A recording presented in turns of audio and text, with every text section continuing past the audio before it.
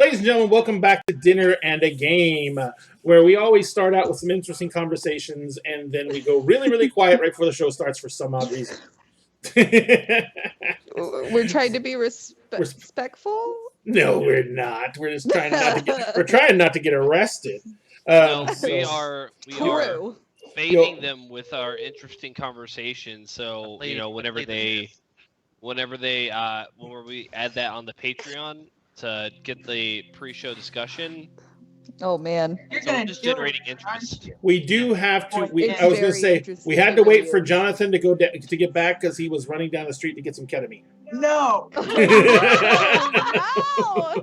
Well, I have an ouchie, and I asked Kessie how to fix it, and the first thing do not said show. was ketamine. Do not show it. I did not. And No, I you was know like, what? With that, It we're is just a gonna lie. skip straight to morphine on that one. I know that's. I would actually. Yes. we haven't used morphine yet. Is this foreshadowing that Kessie's going to use morphine Dun this time? dun dun. Was something actually really Who lethal? knows? I sure as hell don't. It all depends on how the rolls go. And speaking of rolls, ladies and gentlemen, the good ship Borealis is on one. So last week we left off. Everyone had we had successfully completed our mission for the Alliance to go down to the surface of Miranda and capture a flight recorder or a data recorder from a crash-landed ship on the surface. They went down. They managed to get it. Kelly was horribly injured because even though you guys took away the things, she still suffered the wound. She got the wash treatment. That was funny. Yeah. Oh, you saw my little post? Yeah. She got the wash treatment. Not funny. And then I put too soon. No, she didn't get the wash treatment. She survived. That is very true. And the harpoon did not take up her entire chest. It will always be too soon. Oh God, my heart hurts. Washes doesn't. He has. You know what? Hey, you know what? His GERD cleared up. Okay. Oh my God, you guys are awful. Please stop. That's the spirit. Oh God. And it's begun. It has begun so early. All right, so we are tonight is Friday, and Friday is Firefly, and we are going to be playing our Firefly tabletop RPG for your entertainment and enjoyment tonight. Last we left off, as I was saying, the crew of the ship Borealis had been drafted by the Alliance to go down to the surface of the planet of Miranda. Hey, Nashir. Nerys? Neris? Oh, heck. Nay? There, I got it. But anyway, the people have been, the ship at Borealis have been conscripted by the Alliance to go down to the surface of the planet and retrieve a data recorder from a crash-landed ship there. They successfully got down to the planet.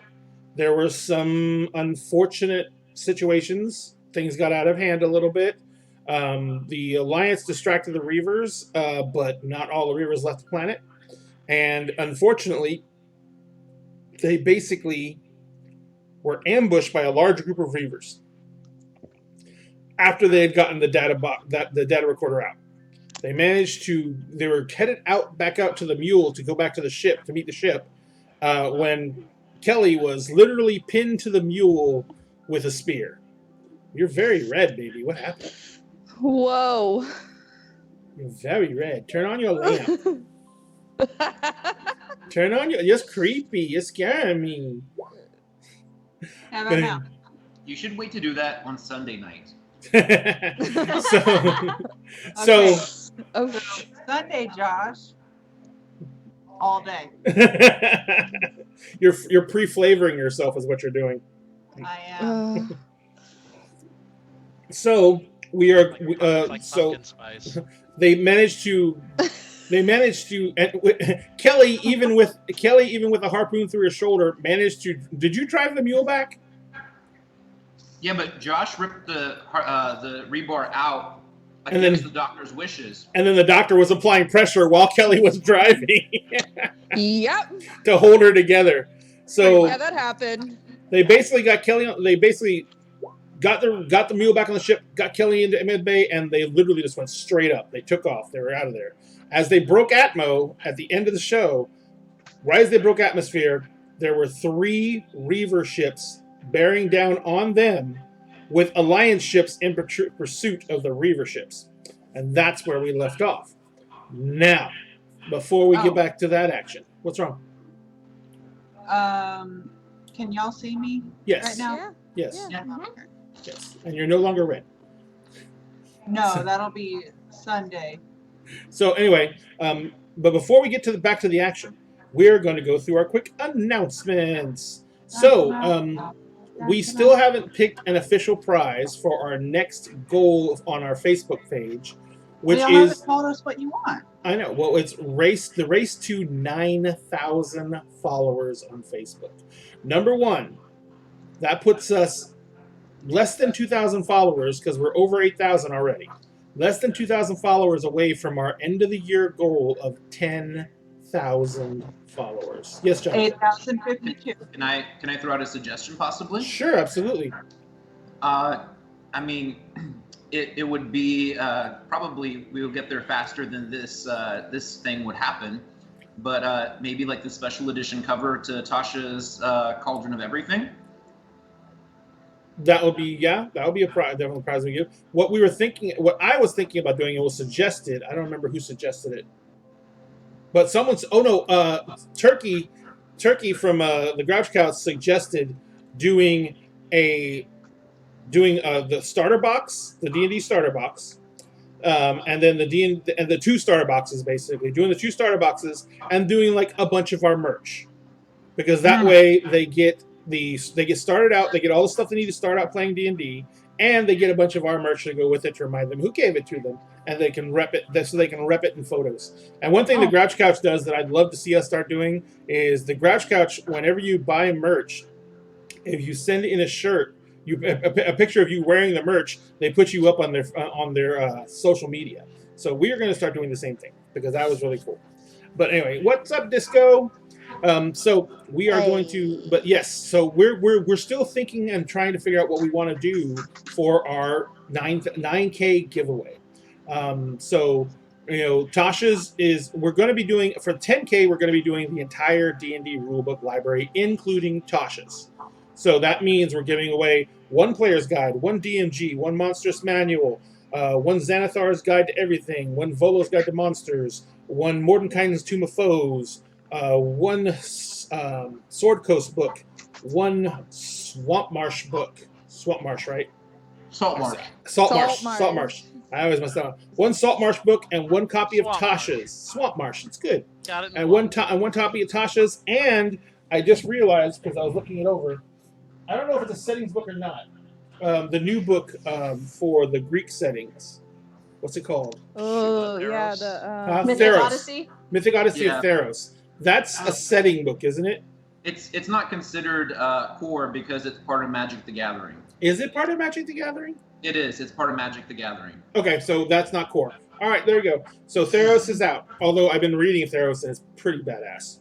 Yeah, so in fairness, some of the stuff is staying in that book because it's just about like Theros and the Magic setting. Mm-hmm. But they are pulling some of the classes that were printed in there out to put into Tasha's because they want them reprinted so that they're in like official D&D products. Got it. Perfect. No, that's perfect. Then good. Tasha's is going to be included in the final year-end goal. So what we can do is, let's do this. Here's an idea.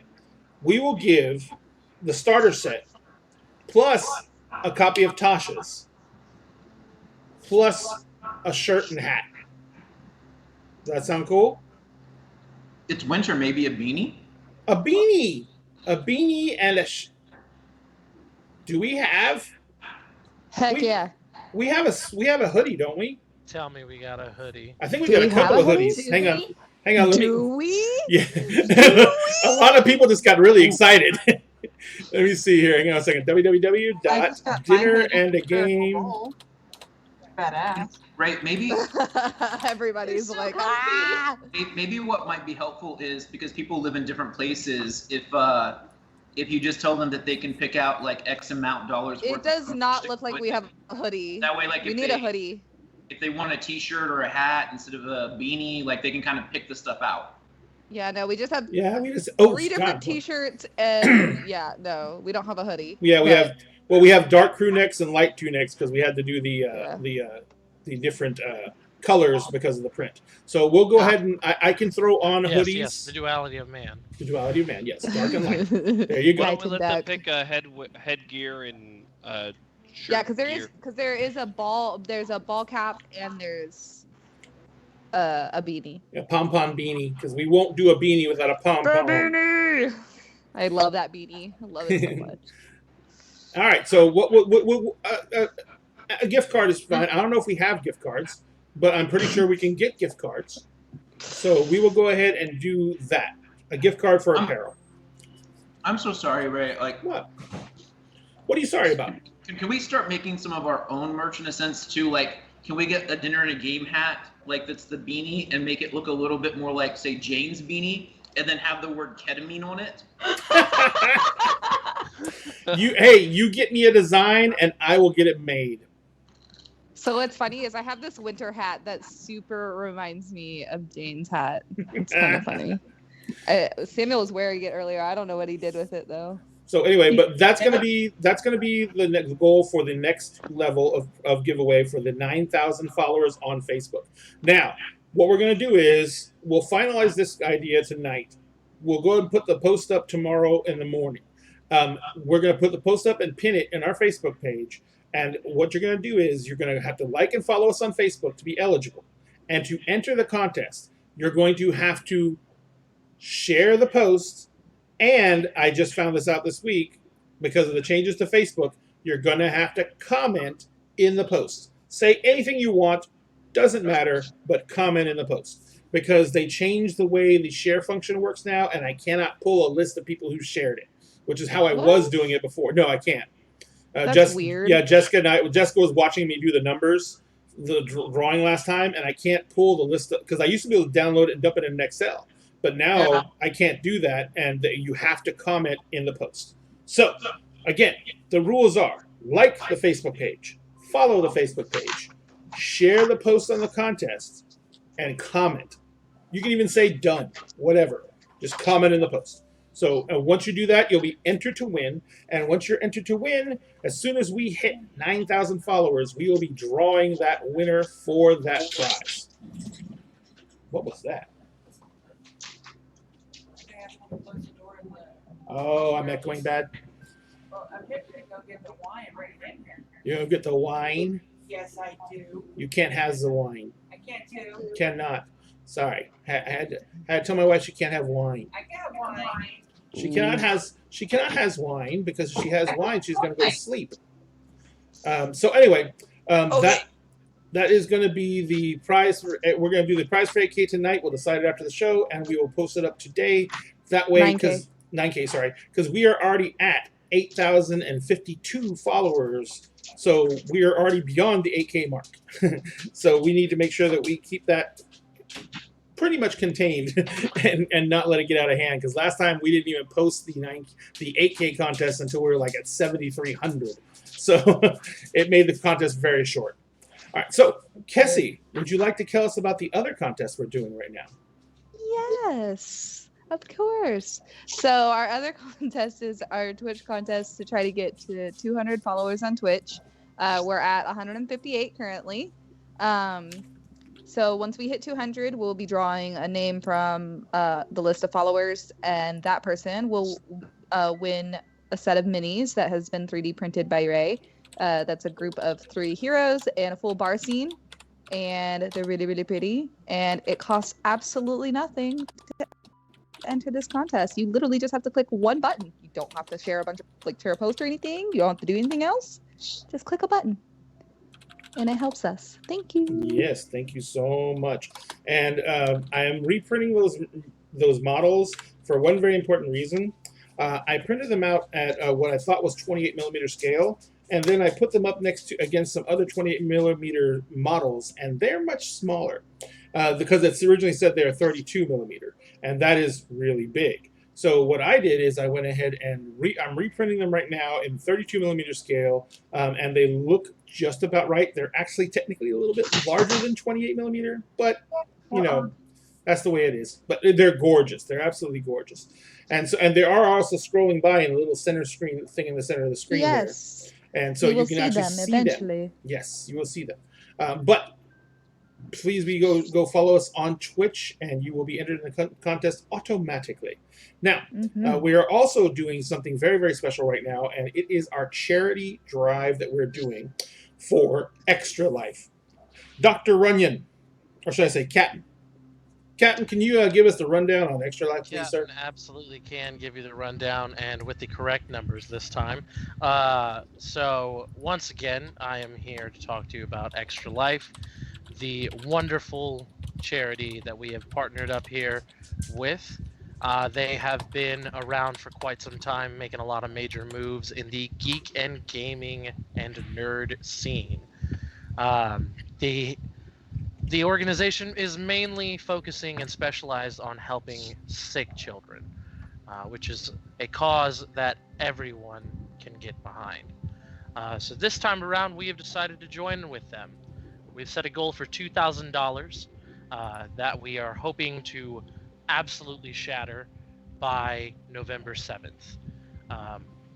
As of right now, we are looking at 1,470, which is fantastic. We have jumped a drastic amount even in the last 2 weeks, and it is all thanks to you guys. We've been trying to do stuff where we match with you. We've been trying to do stuff to incentivize, but even so, even without that, it's been great seeing the numbers steadily rise in the way that they are, and that is thanks to everyone sharing the information or donating themselves. We understand, of course, as always, that it is not easy to give money when times are tough.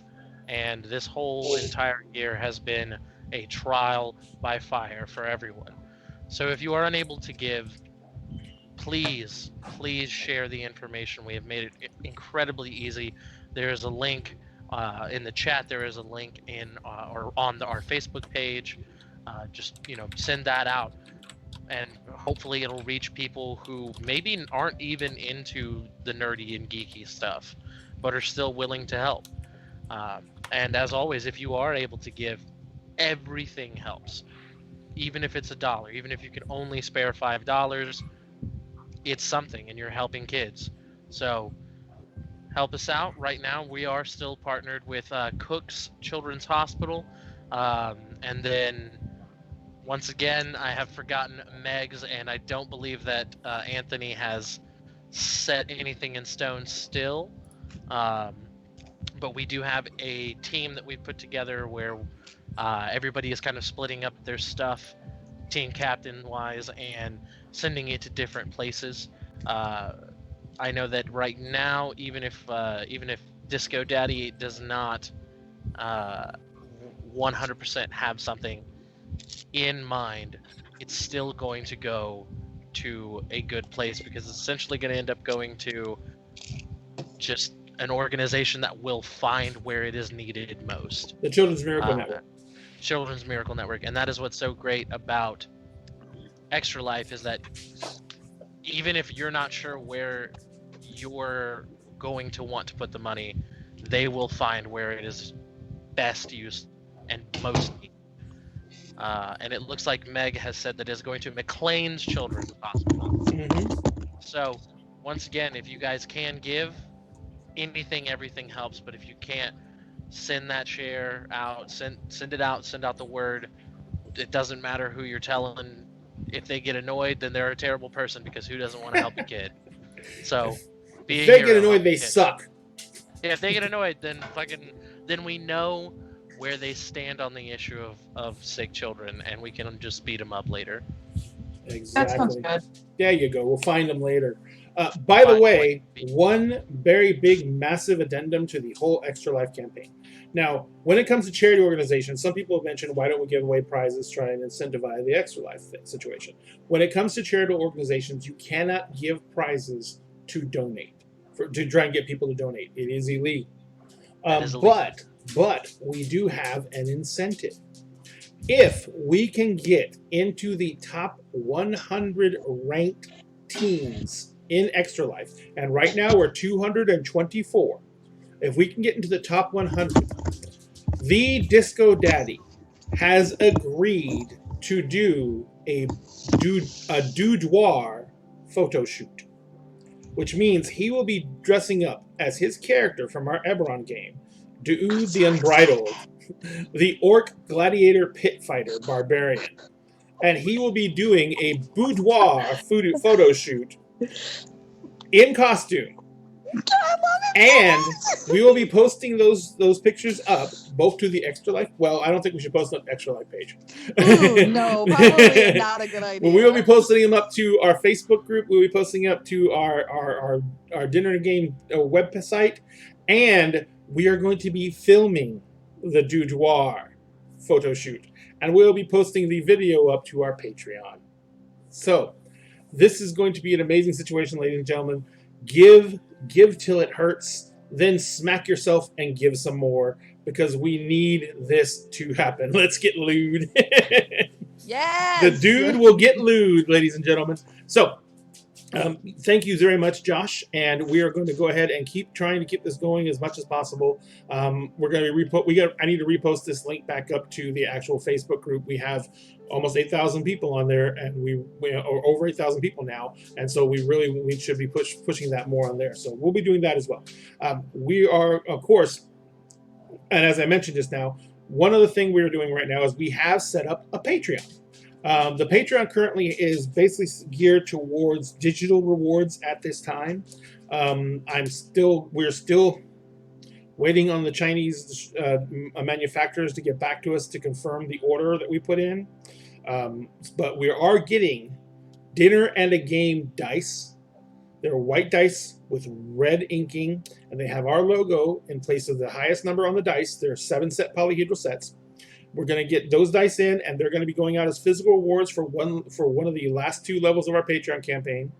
And we're getting a dice vault, which we're only getting samples of right now because we have to choose what woods we want to go with, and we're going to be putting those out to you guys.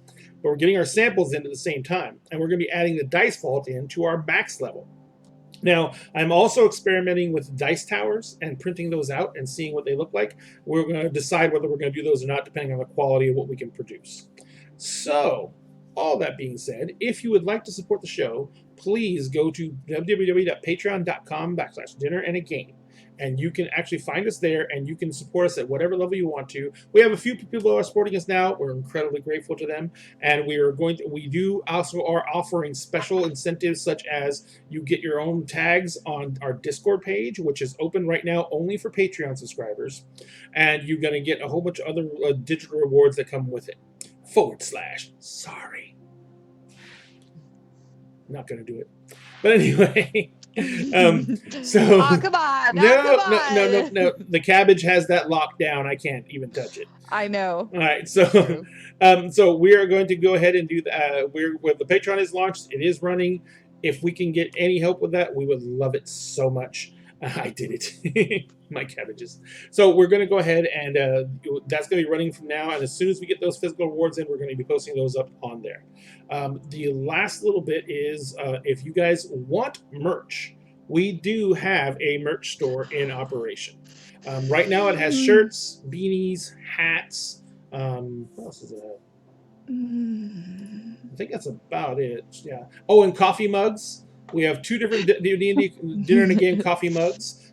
We have them in 2 sizes, an 11-ounce and a giant 15-ounce mug, which I don't even have one around. But we have 2 sizes of mugs, and all that is up and available right now. You can order right now. Oh, and we have stickers. I need to order stickers. I forgot my stickers. Ooh, yes. But we have all this stuff up in the store. We're going to be adding more to it. Never fear. We're always going to be adding merchandise to the store. We've actually started buying art from some different producers here, and we are going to be adding that to the merch store as soon as we can get the final designs on the t-shirts done. So all that's going to be coming out really, really quick, and we really hope you guys like it and you share it out with people as well. The final thing, though, is one of the big things that we have been doing our best to do is express our need and want to support the local gaming store scene. I really think we should share this, guys. What? What are you The talking map. about? What map? We're playing. Okay. Well, continue, Ray. Continue. Thank you. So, as part of that, what we're trying to do is get make sure that we are pushing for people to shop with our local stores. But in order to do that, we are checking with these stores first and making sure that they are actually doing the right thing by their customers, which means that they are practicing social distancing, that they are requiring masks for visits, and that they are offering at least something like curbside service. So this week or tonight's store is Burgundy Games. They are a store. Jeez, I forgot where they were. Give me 5 seconds. Hey, that's.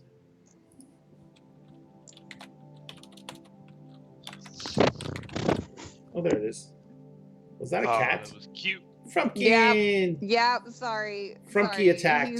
He's being very loving right now, and I'm trying to accept it and not be mad at him. But I'm very scared because he's very precarious on my lap right now, and I'm really afraid he's going to start to slip and claws are going to come out. Well, Burgundy Games is in Commerce, Texas. And it is a game store. It's a game store that's offering us.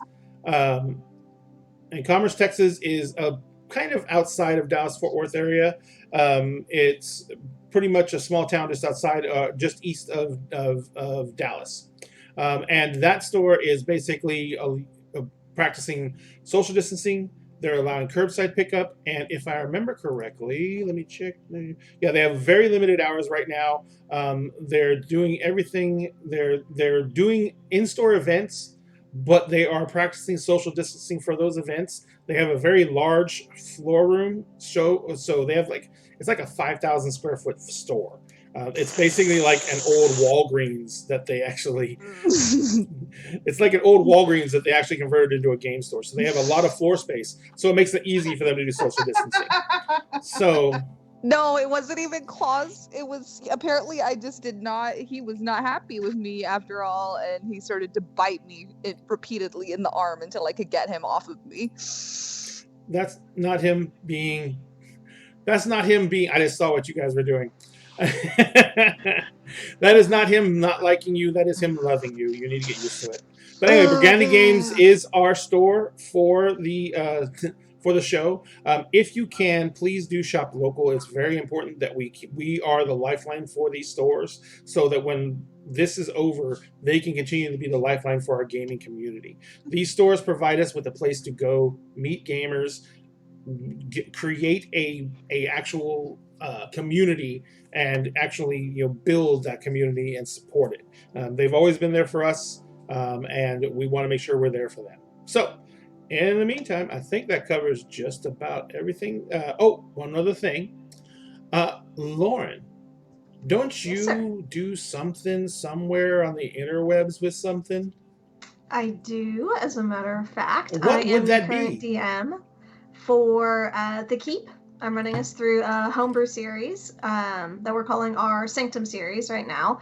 And it is a homebrew setting based on D&D 5e in a high fantasy, high magic world. So it's very exciting, and y'all should definitely come check out our shenanigans. We stream our games on Wednesdays on Twitch at twitch.tv/thekeeprpg at 6 p.m. And we have our VODs up on YouTube on Fridays. Excellent. Thank you so much. And I watched their games several times. I love them very much. Lauren is an excellent GM, and she cracks the whip on the boys and keeps them in line. So it's really funny. Only when they need it. Oh, we must have had a minor kaiju eruption because it's gone now. All right. So thank you very much, Lauren. Thank you guys, everybody, for coming out tonight. Let's go ahead and get to the madness, shall we? So, as I was saying last time, we had a very interesting situation come up where the ship had made it down to the planet. They had gone through and they had gotten the items they needed, and they had gotten back into the ship, and then they had lifted off and made it out of orbit. But once they got out of orbit, they discovered a whole new problem. And that's basically kind of where we left off on that little bit of a cliffhanger right there. So, shall we get down to the very, very fun thing of trying to see how fast this ship can go? Yeah. Not very, but we'll try anyways. All right, so We're not quite mature enough for that, babe. as I said, you cleared Atmo, and you saw the black ahead of you, but bearing down on you, basically coming from around the curvature of the planet, you saw the burn trails of three Reaver ships, which were being trailed by several Alliance ships as well. But they're basically making a beeline straight for you. So what do you guys want to do? As soon as they are loaded on the ship, I am gonna make sure engines are ready to go. I actually want to remind my brother that I asked him to, as quickly as he could, and I spent plot points for this, so I could still have it this time.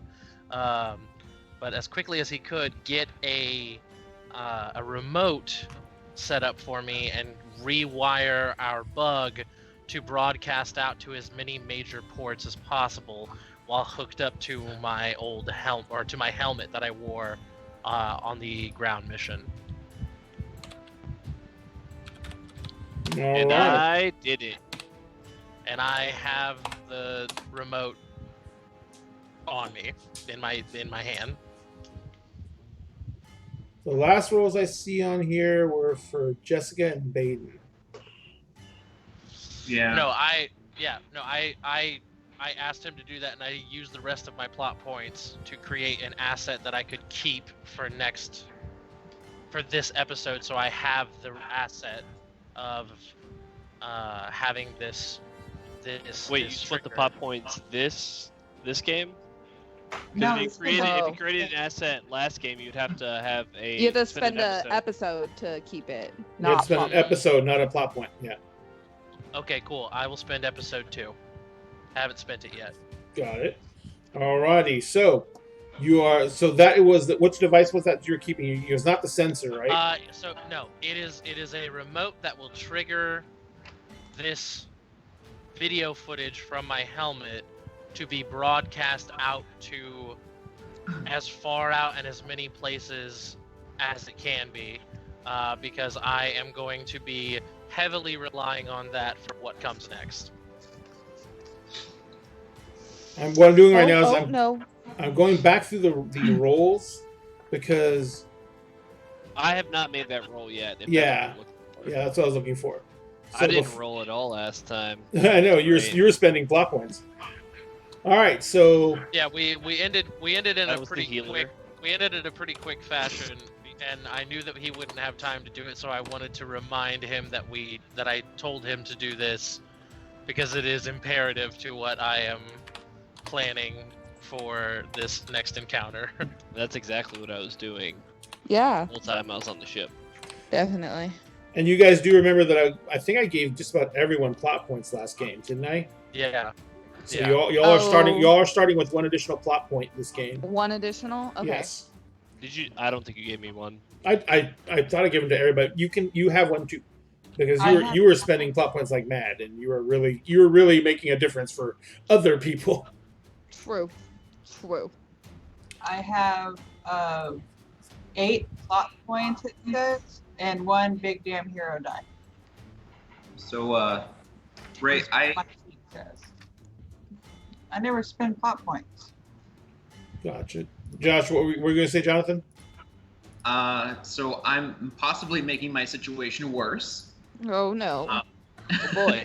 Oh shit! Is that possible? Hi. Is that possible? Can that be done? Oh. Wait. I have 2 choices right now. I can make the situation worse on my own, or I can wait until Harry stabs me through my Evo suit with ketamine. So. All right. So what's going to go on? Never ever gonna live this down. Like never. Never. So I'm still in the network right now, and I am going to try to direct all of the hatred and stuff towards the Alliance by focusing on any memory that I may have that might be negative towards the Alliance, and then picking memories out of the collective, like, that they have that are very negative towards the Alliance, hoping that if I can stir up enough hatred in this hive form towards the Alliance, those ships that are currently flying towards us might turn and start flying towards the Alliance vessels, and it'll be a dog war between them instead of us. Wait, are you trying to mind raid the Reavers? I've been doing this kind of thing for a while. Yeah, he is literally. Wait. Remember where he is. He is in the passenger seat of the ship, having a seizure. D10 seizures. Yep. He is having incredible seizures. He could end up with brain damage out of this. No, I think we bumped it down to a D8. Oh, that's right. You guys did actually improve it to a D8. Yeah. Yes. Yep. Because you were super nice to me, and you spent your plot point on that. Yeah. Yeah. Having D8 seizures. All right, so I'm starting out with 24 again. Oh, wait, cat. But the kitty loves you. No, he does not love me right now. He does too. He thinks you taste good. You're the favorite thing he ever has had to chew on. Oh, there he goes. Did he jump up and use claws, or is it just that he jumped up? No, he just jumped up. But usually when he jumps up, he uses claws. So that's why I screamed, because I just saw him coming at me, and I was like, no! Because what was it? What day was that? Was that on Was that on Sunday? Fear is the mind killer, Cass. I think it was on Sunday when Fear is the little death. He pierced my leg with a couple of his claws real good, and to the point of I had to mute myself, and I was in tears for a good like 5 minutes before I was able to calm myself down enough to come back. So what you're saying is your cat beat you up? Yeah. All right. Now he's over there chewing on a shoe, so it's fine. Did you go ask Josh for a magic band-aid? Because evidently Josh has the magic band-aids. Well, he knows how to rip the magic band-aid off, I guess. No, he gave Samuel a magic band-aid the other day. Oh yeah, the magic band-aids. Magic band-aid, that's true. All right, 1 second. I need to do one thing real quick that's not related to the game. Yeah, well. Gasp! We're so focused, and good gracious, how dare Yeah, totally. He said it's not related to the game, but he's rolling to randomly see which one of us dies this session. All of you. And it's not random. It's not random. I'm literally plotting against you. All right, so Jonathan, have you built out your role yet? I think so. Let me set the stakes, but first I need to tell you that it's the usual thing. It's the D12, the D12, the D12. It's D12 for the strength of their mind link. It is D12 for the complexity of breaking through with your will. And it is D12 for the overwhelming sensory input you get once you're in there. Okay? Then and then the D8 seizures. And the D8 for your seizures. So, yes. Are you ready? I'm ready. So I have not spent a single plot point yet. I will spend 2 plot points to keep everything and make it a 21. Okay. I'm going to spend a plot point to use my eidetic memory. And I have to roll that one afterwards. So I will roll that next. Okay. Well, that's a 1. That's not great. But guess what? You rolled the D4 instead of my D8, so I would get a plot point. So I guess that's going to be fun. Right now I have an 18. And then let me roll the D12 because I get to keep it too. I did buy that from you, so you know that, right? Okay. So I was at an 18. Now I'm at a 27. So now you've raised the stakes by 5. Okay. And so I am going to go ahead and spend one more plot point and throw in a big damn hero dice, and I'll get to keep that too. I know I'm going to get it back in a second. Oh, well, I just get it back, so I don't have to spend the plot point. It's nice, but at least you can't buy it.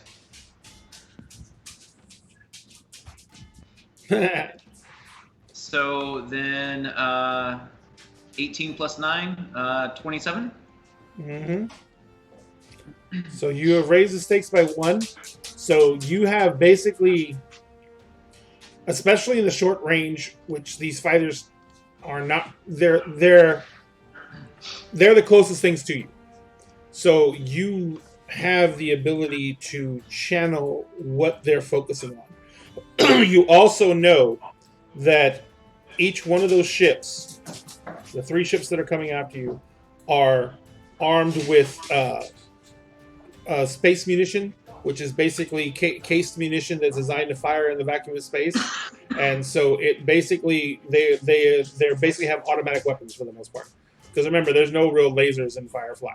And so the ship-to-ship combat is usually torpedoes and conventional slug-throwing weapons. They basically hurl big rocks at each other really fast. And rebar. Huh? And rebar. Well, they actually kind of use it like a railgun system. So, you know that these guys are heavily armed. But they are targeting you, and they seem incredibly focused on you. So, you're targeting them around to spin around and attack the Alliance ships? Yes, I'm trying to drive them towards wanting the Alliance ships. Like a lust for those Alliance ships. You have absolutely no problem doing that. In fact, the moment you're in their head, you're in their minds. You're not just affecting the pilots and the gunners. There's actually crew inside there, and you're actually affecting the crew. They as one that all 3 ships peel off and begin spinning around and going into combat attitudes and going straight at the Alliance ships.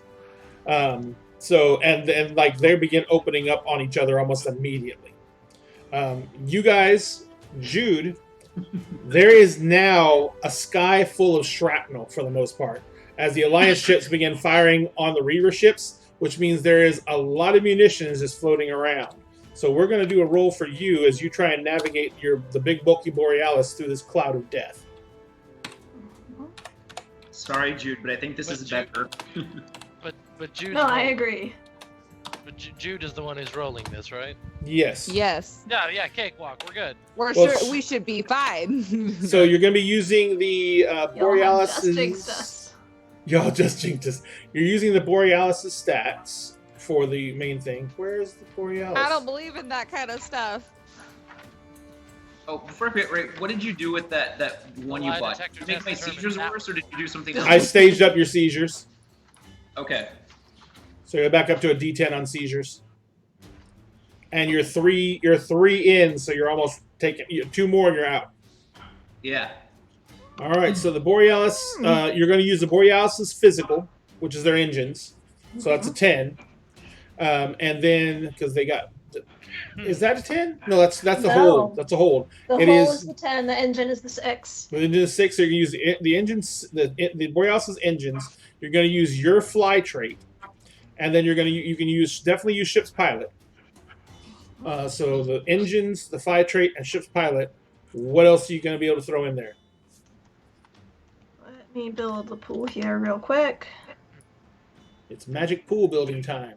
It is. So this is going to be on the dice I'm building out right now. I'm throwing in a D12 because this is ship-on-ship combat. So the sky is just fucking full. Okay, D12 for the density of munitions, a D10 for the simple fact that there's more than one ship firing, and then and then throwing in the D8. What was the D8 for? Oh no, I can't throw in the D8.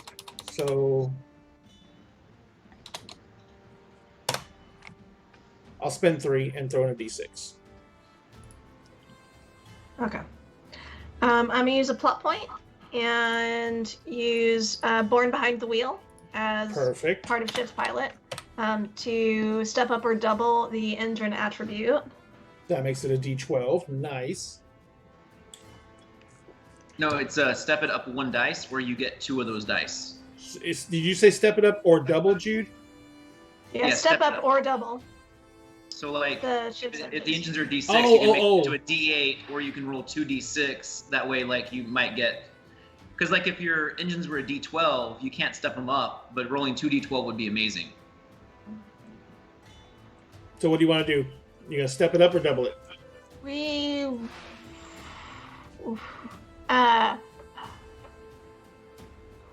double it. So you can roll 2 D6. Mm-hmm. All right. No complications from me, and I'm rolling hot tonight. Gross. I get to Gross. use. Do I get to Gross. use specialization transports under my fly skill? Yes, ma'am, you can. Be an additional D6. Anything else I can do? Dun dun dun dun dun dun dun. Don't think so. I am.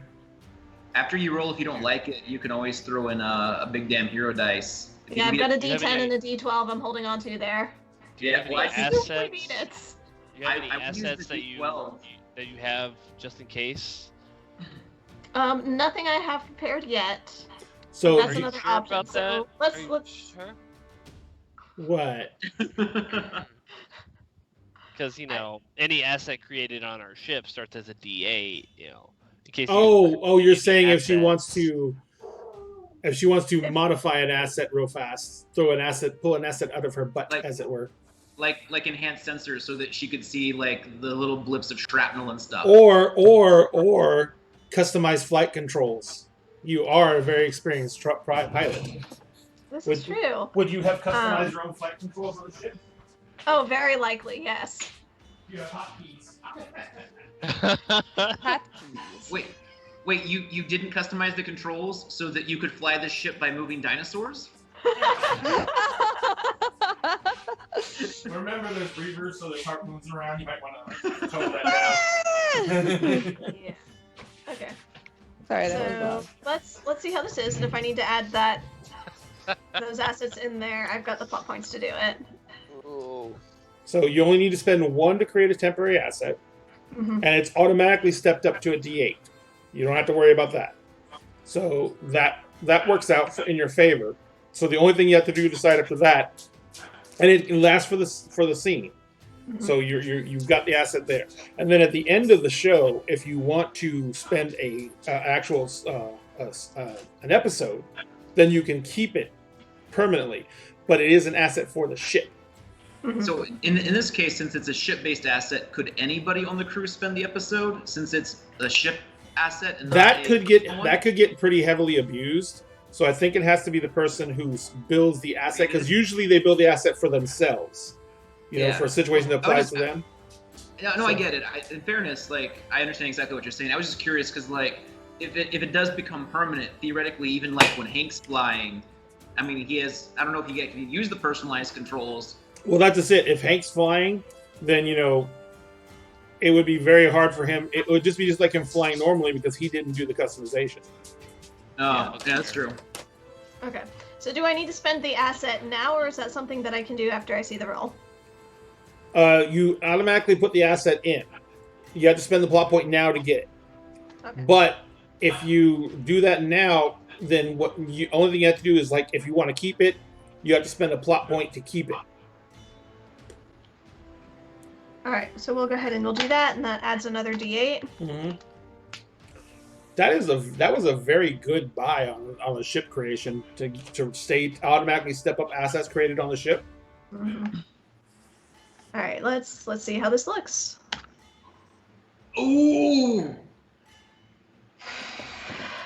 Not great. Okay. We are tied. You may have 2 plot points. As I stage up 2 assets. I'll give you 2 complications. Here's the first complication. The customization on the flight controls you've done, one of the wires was not properly mounted and seated. You would now have a short in your flight controls. Okay, so that's a D6. And I'll use the other one to stage that up to a D8. Okay. So basically, you're like, you're Jimmy the ship trying to get it moving, and suddenly there's a sparks on your control console, and the other control console is being occupied by a man in seizures. Hey, Hank's Borealis senses are tingling. Oh yes, no, you get Hank in the engine room. You get the attitude controls are on the fritz. The controls from the flight deck are not they're not non-responsive. But the coordination between them and your actual nav controls are completely out of sync. Hank should get like a D8 like smartwatch that's like linked to the ship diagnostic that just alerts him every time anything goes wrong. He already has a second. So Jude, your total right now is a 16. My total, because I did not spend a plot point to buy up to a 23. My total is an 18. So you are still You're a big damn hero, though, right? And that's if you spend. Yeah, but that is if you spend two more plot points. Yeah, 2 plot points to buy the other 2 dice. Yeah, I would pull your D12 big damn hero dice first, and then see if you still need to buy some of those other ones. With the big damn hero dice, she would be looking at a 9 right now. But she has a D12 big damn hero dice. Yes, she does. Yeah. If she rolls well enough. Let's go ahead and see what happens there.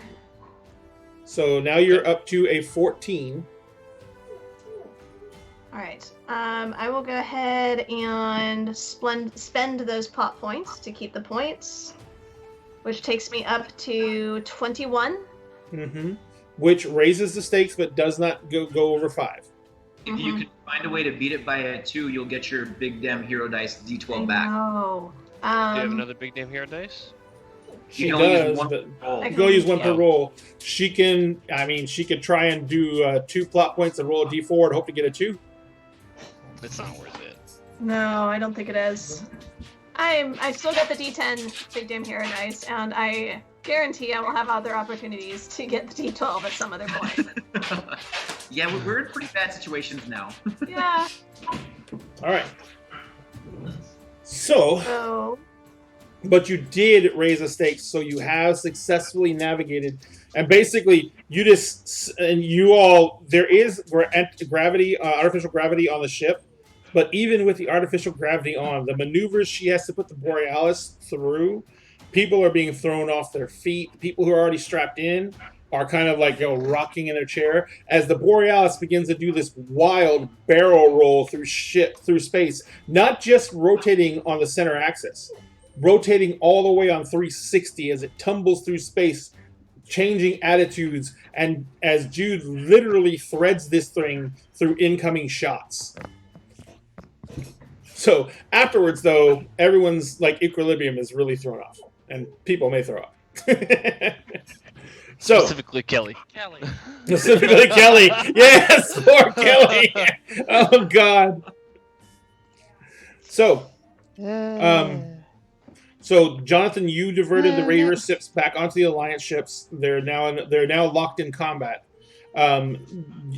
Jude, you've cleared out this field of munitions that came flying in, and you now have the black ahead of you. Off in the distance, on the edge of your sensors, you can see that the Alliance carrier ship is still out there. It's just maintaining a good distance away because this is a swarm of Reavers, and they're not really risking it. So what are you going to do?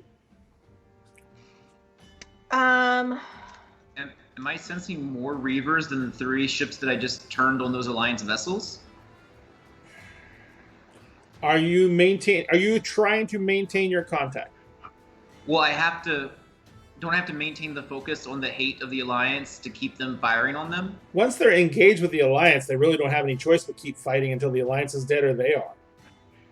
I mean, they could technically stop and try and pull off and come after Jude, but then the Alliance ships would just keep on shooting them as they veered off, and they would tear them in pieces. Okay, so I guess I don't have to be active in that sense, but I mean, this is a bad situation, and I'm already kind of trapped in my own headspace, so I'm at least trying to be aware of what's going on in case I need to continue to help everybody. Well, that's what I'm asking. Are you're staying in the Reaver's hive mind? I mean, maybe not as actively, but at least from a passive sense of being able to know what's where. Or backed out as much of it as I can. I realize you can't completely back out. Okay, so here's the thing: to be aware of what's going on, you have to be all the way in. You have to be all the way in. Maintaining periphery. It's not like flying over a location and looking down. The further out you get, the more foggy the communication is. You know what I mean? It's like cloud layers between you. The more I'm jacked in then. I'm jacked in. All right. So the Reavers, you get a very clear and concise reading of all the activity going on, and it doesn't matter distance.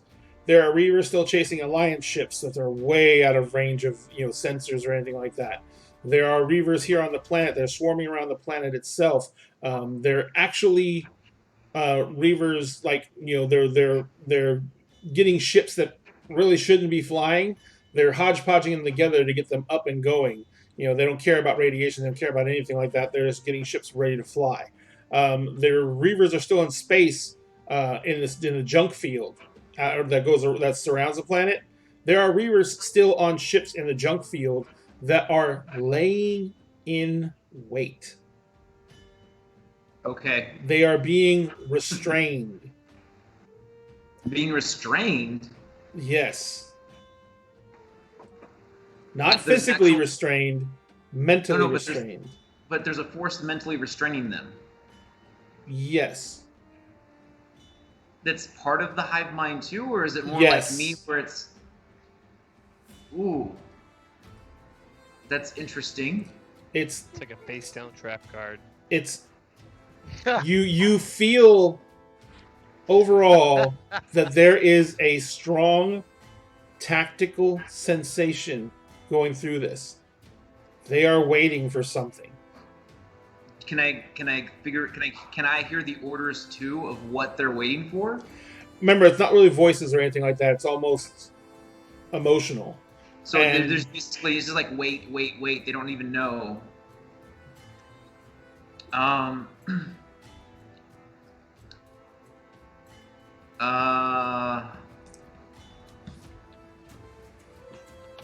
right, I am going to attempt to conjure the image of that huge Alliance carrier and the picture of that and the message, like pictures of like it being fired upon and the message now.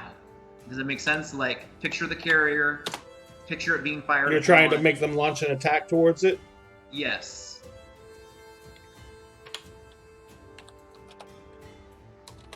All right, so go ahead and give me a roll for that. And you're fighting against the hive mind still, so it's still the same 3d12s. But you have the d10 for seizures now. Yeah. And you've done enough, so. You've done enough. Well, he's been active. He's been active enough, and he's controlled enough minds now. There you go.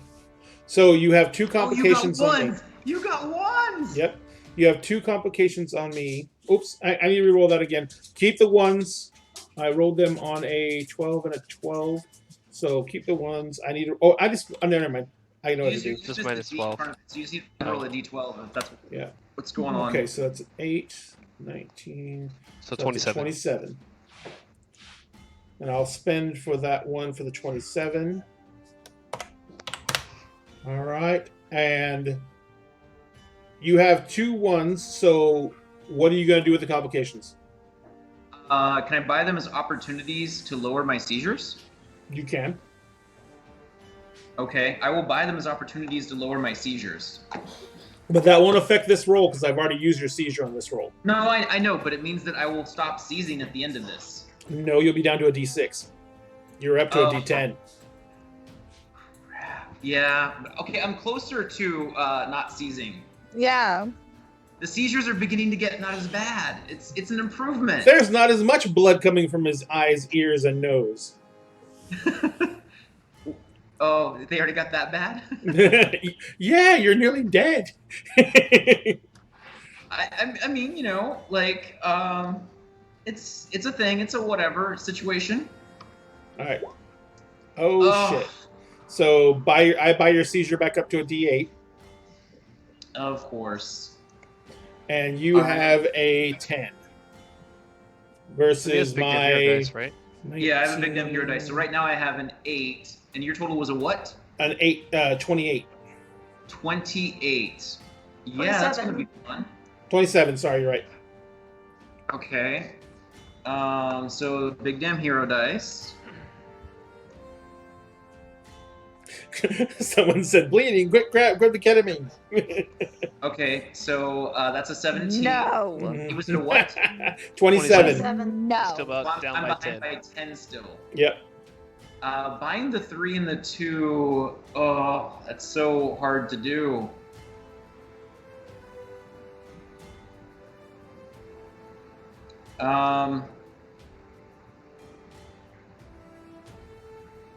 Although I'm sure I'm gonna have to do it. I'm sorry. You didn't buy the 2 and the 3? Not yet. Okay. Well, technically, he'd have the 5 and the 3 is 8, and then Yeah. You only have to buy the 2. Only have to buy the 2. Buying the 2 just doesn't seem like it's worth it a lot. I mean, you're kind of down by a lot, so I am down by a lot. Every little bit helps.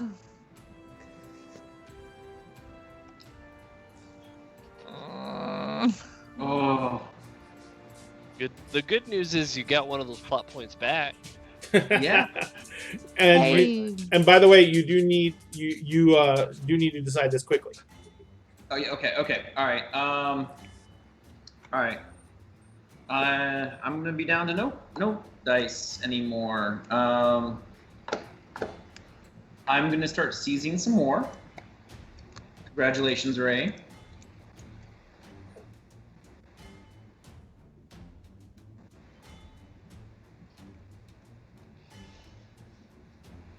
Let's see what that does before I decide if I'm gonna spend the other massive plot points. So yes, so then slash the last bit of the plot points to create this die. Okay, so 6 and 7, 13, 13 plus 9, 22, 22 Was the plus... D12 a big damn hero dice? No, I had to buy it. I spent a plot point to create it from a talent, and then a plot point to buy it. You created a D12? Yeah, I had to step up my seizures to double a skill. Oh shit! Yeah, so that's what created the die. So I could create the die from stepping up the seizures, and then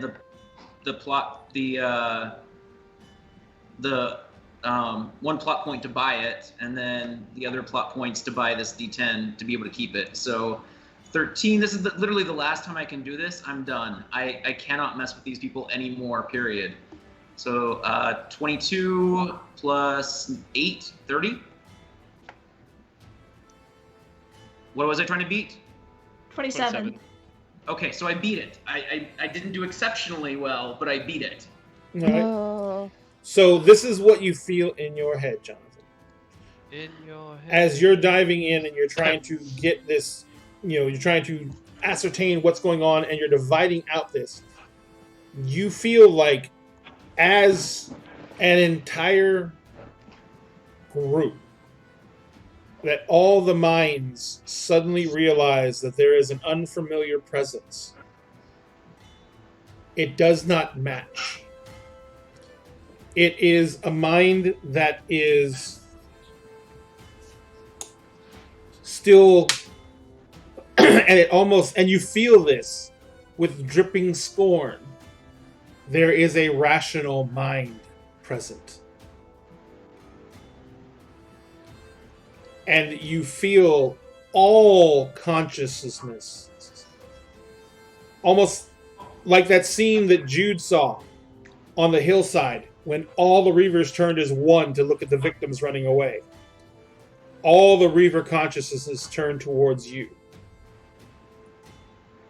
And as one, you hear them say, a gestalt a star. Fetch it. And you are dumped out of the mindset. A what? A star? A gestalt, a star. Fetch it. And you are dumped out of the mindset. Googling words. We got a sub, guys. Woo. Hey. Thank you, the Magic Tuxedo. Thank you. So, Jonathan, you are sitting at 2 complications. You are fucking exhausted. You literally have caked blood around your side of your head. You have some coming out of your nose. There wasn't any coming out of your eyes, but your head hurts. Like if you've ever had a migraine, that feeling where your head is tender to the touch, you have that. So, but I'm not seated anymore because I got kicked out. Is that what you're saying? You are not seizing anymore. You come to in the co-pilot's chair. Jude? Wait, am I talking? Am I talking? Am I talking? Baden, you okay there? Harry, what's going on?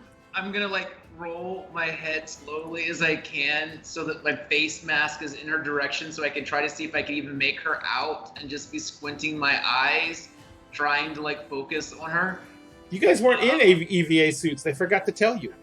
No, no, they were. No, we did. No. No, we did. We did before the. Yes, we did. We ended up telling them before we fucking left because Jonathan made this big ass deal about me showing up with the freaking suit and being like, "Hey, by the way, you have this gene. Put this the fuck on." That's not how it went, Cassie. It was like this. You're like, here, and you held out an EV suit. And I was like, what's that for? And you're like, you're gonna wear it. And I was like, why? And you just eat it. And I was like, why do I need an EVA suit? And I was like, the captain didn't tell you? Have the gene? And I just grabbed this suit and got all pissed off and I was all, are you serious? This is how you tell me? And then I chewed her out for having bad bedside manner and then turned to the captain and was I don't even know what I said to him, but I said something pissy to him too before I went into the cockpit with the suit. Which then I clarified that the things that I was saying were not supposed to be in character. And Jonathan had just gone off on me. And I was like... Well, he didn't go off on Kessie. He went off on the doc. He went off on Harry, which is fine. Which is fine. Sure and I just went with it. I was like, okay, that's fine. That's exactly how that went down, as long as it's in the goddamn suit. That's all that matters. All right, Jonathan. So you're trying to see, but you can barely move, and you're literally turning, and you're seeing the side of the EV suit, trying to make the helmet move. Judy, you either have better upgraded this whole damn ship with weapons while I've been out, or you better hard burn as fast as you can to that Alliance carrier and dock onto it, or I think we're all dead. Well, shit. You know what? It is 8 p.m. It is the perfect time for a 10-minute break. I need more drink. So, ladies and gentlemen, we are going to take a 10-minute break as we refresh our drinks and people mad scramble to the bathroom. We are going to go ahead and be back in 10 minutes. Thank you all so much, and we will be back in just a bit. 8:20.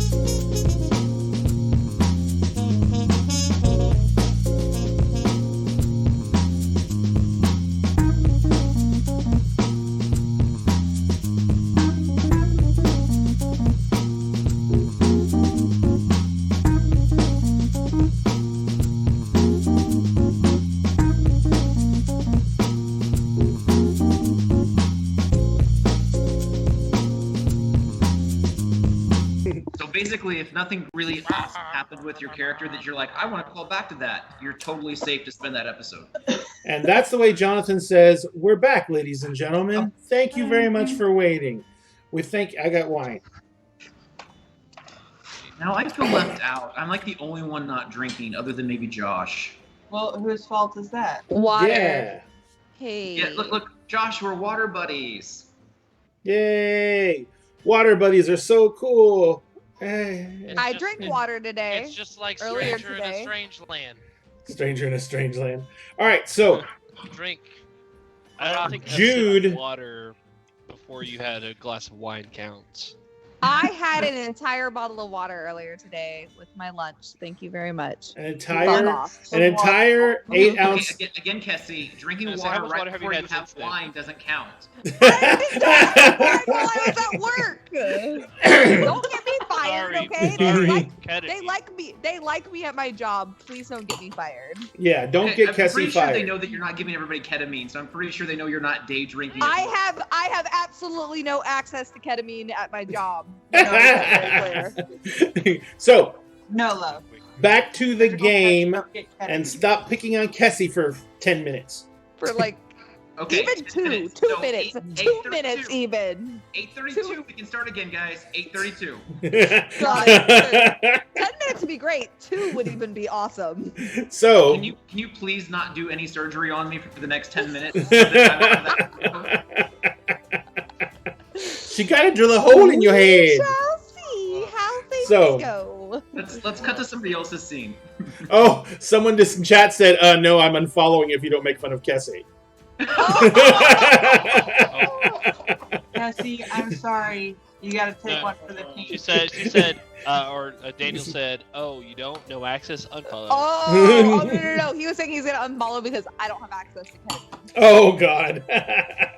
Sorry, surgical techs don't get access to the hard drugs. Ta-da. I get things like What 1/4% about- Marcaine, which is a local All right, anesthetic.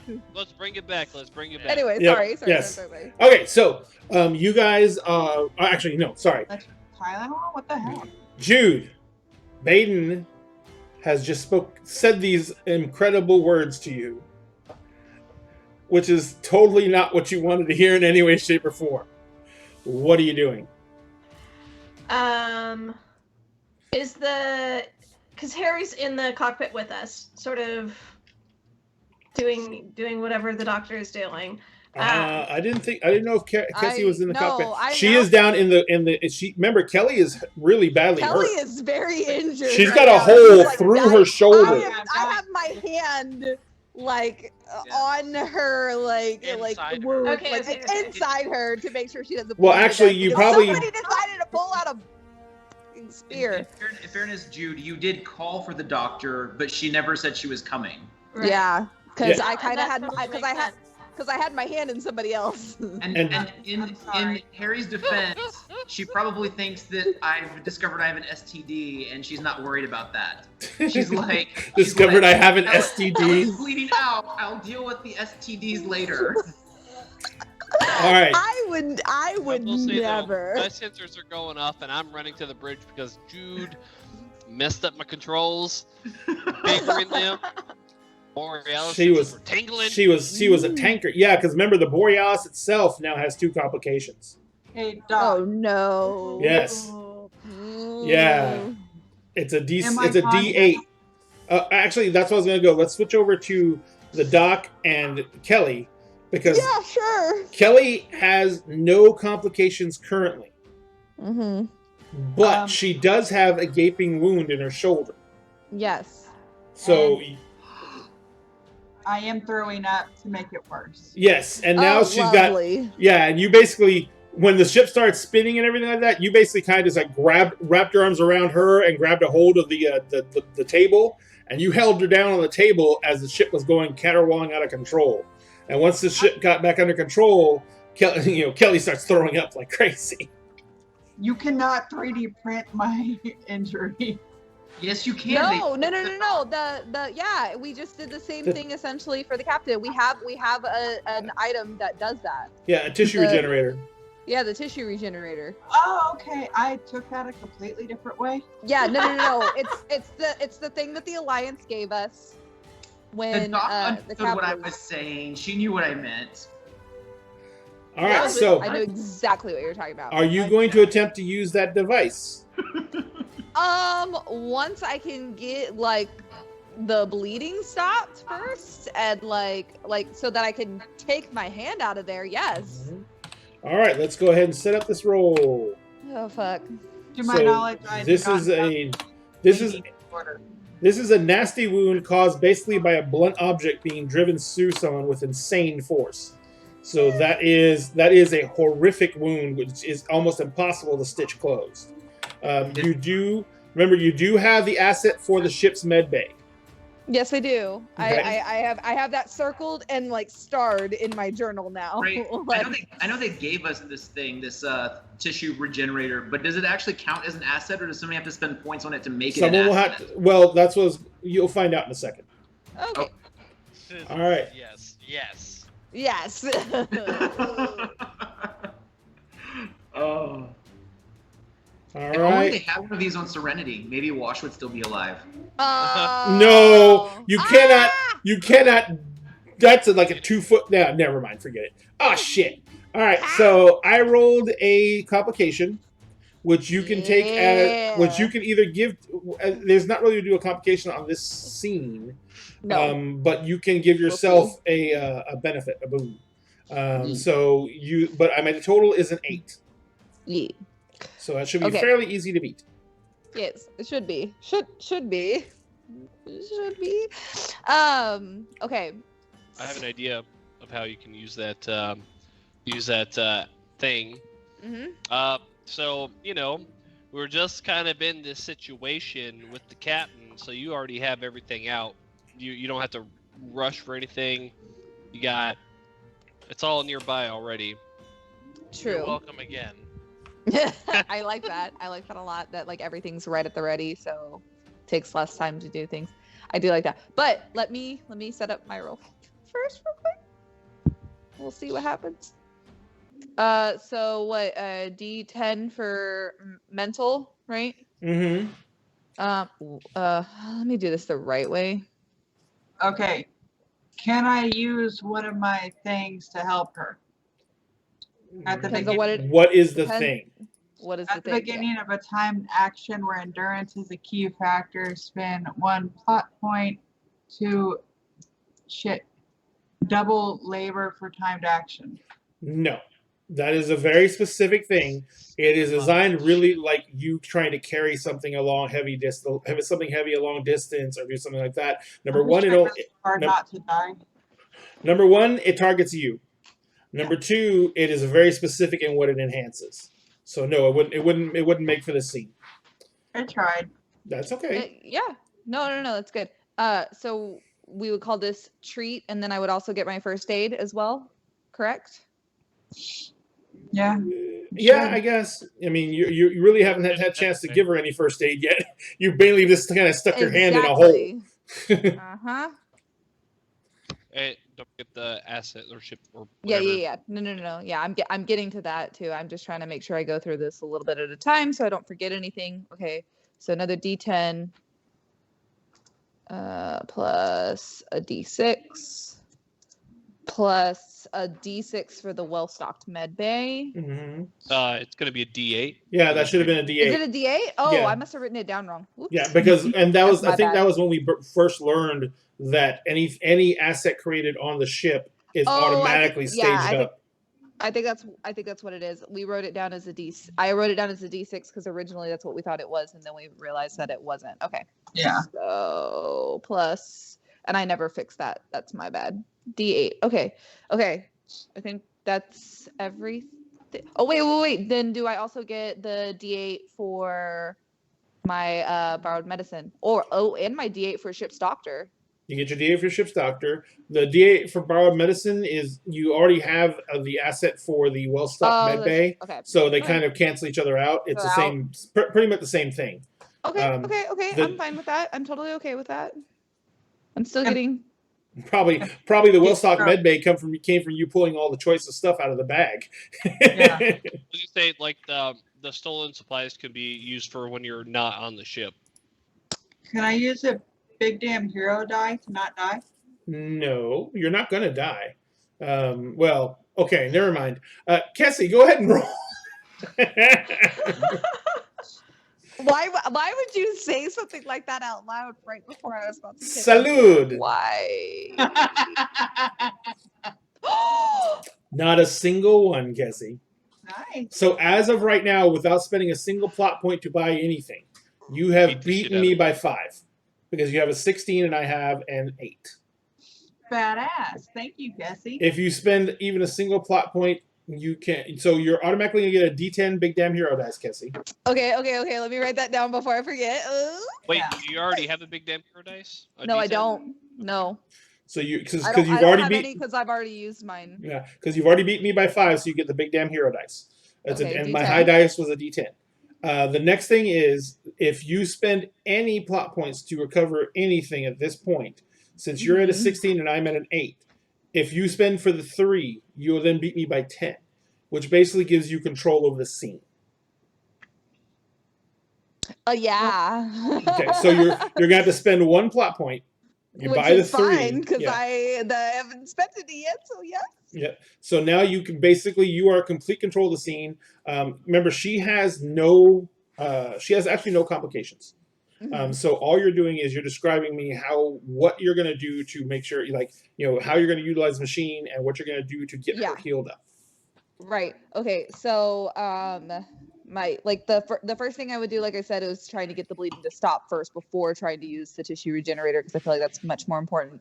So yeah, I would use the things that I have at my disposal because I don't really know because we have it. Well, but basically, you doing something you've probably seen countless times at work. Exactly. So, well, yes. First of all, second of all, so that's what I'm going to say, especially for Harry, is that she's probably been in a very similar situation, having been specifically in the war. So she probably just kind of like snaps into like this automatic field surgeon mode. Yes, exactly. So she's able to stop the bleeding. She's able to control everything. And then she starts to use the device to go ahead and regenerate the tissue in that area so that that Kelly is just fine after a little while. And you can actually just leave the device on Kelly. It anchors itself to the person, and it will and then you may want to special K her so she doesn't move. Oh yeah, well yeah, no. I'll give her any kind of medication to just like nothing crazy, but stuff to calm her down and keep her. It's all part of the scene. I know. It's all part of the scene. So I get to specifically say nothing too crazy. Gotcha. It's just enough to keep her calm and relaxed while this is going on. Gotcha. So Kelly, she quickly, there is some pain when she's initially getting the bleeding stopped, but she quickly administers some painkillers, some local anesthetic, and soon you're not feeling much at all. She works fast, and before you know it, she's applying the machine to you. Because of the anesthetic she got to put on you, the machine is nowhere near as painful as it was on the captain. And it basically, you can feel it knitting tissue together. It's going to take about 10 minutes. This is a big ass hole. It's going to take 10 or 20 minutes to basically stitch this closed. But it's going to basically be able to close the wound almost completely. It's still going to be tender.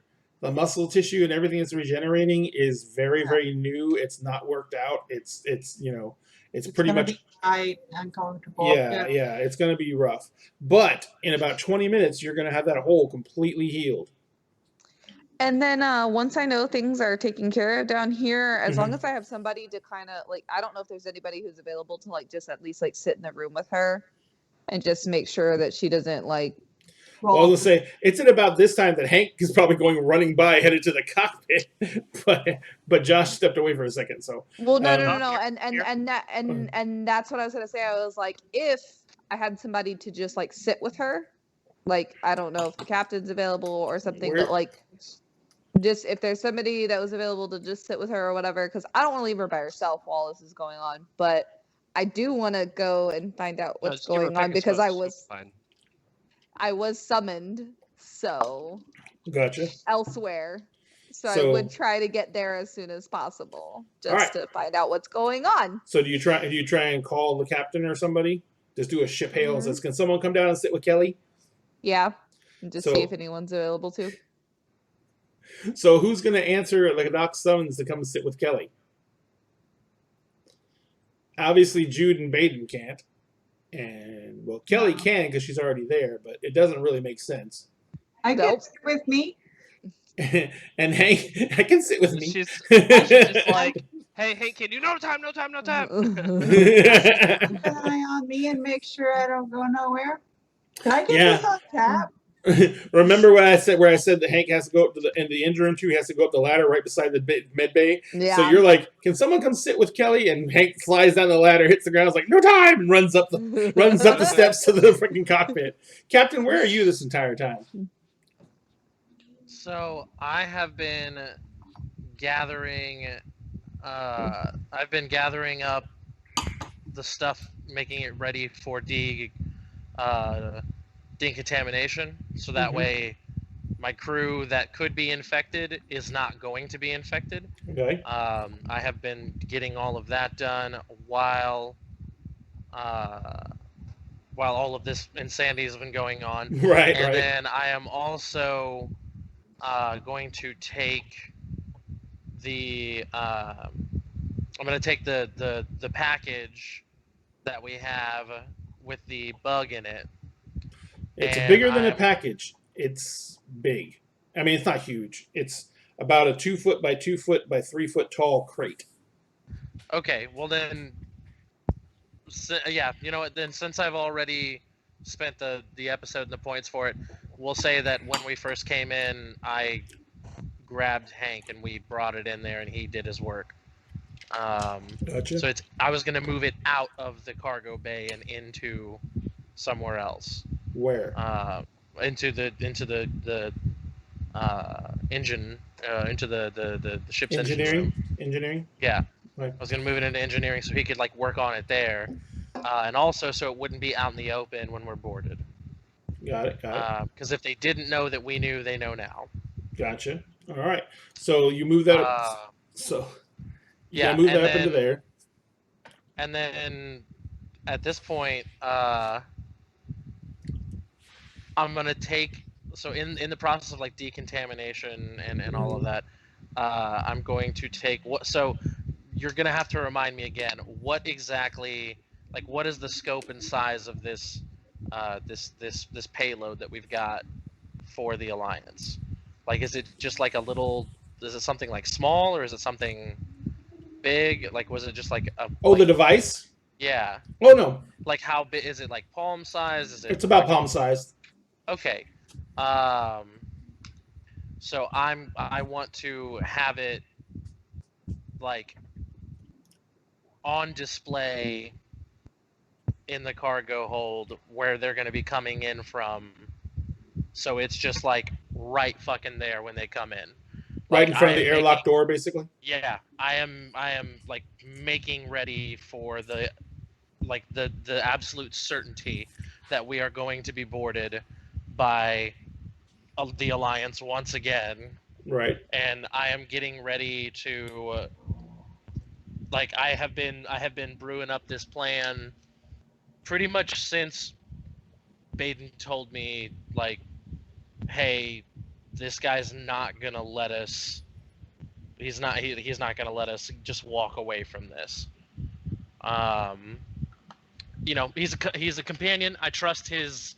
I trust his readings. I trust his profession. His readings. He seems to be he seems to be really good at reading people's body language and stuff. So It's amazing. yeah, it's if I didn't know better, I'd think he was psychic. But If you didn't know better. yeah, if I didn't know better, but like I'm basically like getting ready for what is sure to be like a very tense standoff. Slightly. Yeah. All right. So that's what you're preparing to do. When you hear the Harry call out for someone to come help her out with Kelly, do you go up? How long realistically would Not it more take than me 5. to like? Oh, to get everything set up? Yeah. Number one, there is a lift system that gets things from the cargo bay up into the engine room. That's how you get major appliances up there for doing Right. repairs on the engines. So you can just put the actual box on the lift, and when it gets up there, Hank can stick it wherever he needs to stick it to make it hidden. Okay, so that's the extent of moving that up to the engine room. That's or engineering. That's no big deal. Everything else would only take you a few minutes. Throwing the EV suits into the decom and running the decom system would be very quick. Nothing else would would take a hell of a lot of time. So you would be able to have that done in like 5 minutes. Okay. Then yeah, if everything else is set and ready and good to go, and I feel confident that like when we get the hail that they're coming on board, that I can be there at the door, like in at a moment's notice, then I'll go and sit with Kelly. All right. Oh my God, how old are we, people? Ladies and gentlemen, Says the one I have who was literally already just laughing at stated- dicks already on the fucking Roll20 page. I don't want to hear it. I don't want to hear it. I have already stated many a time that I have. you know mind what? of a I just 12-year-old realized what Patreon content can be. All the stupid shit that happens in our Skype and on the Roll20 screen. Because all we need to do is sample this it's shit. good. It's Oh so my good. god, our Skype chat logs are just. What's a Skype dick joke? chat, I don't know. I don't know. That's what I was thinking. I was like, man, if we could figure out a way to get whoever's like top tier Patreon on our Skype, like just chat. Oh man, they would have a lot of fun during the show.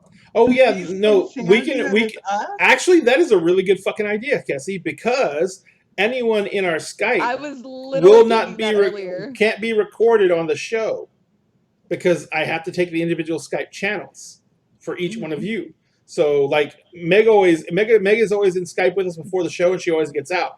She technically doesn't have to because we'll be able to hear her if she talks, but none of y'all will because Meg is a mystery. She is an enigma in a riddle. In an enigma.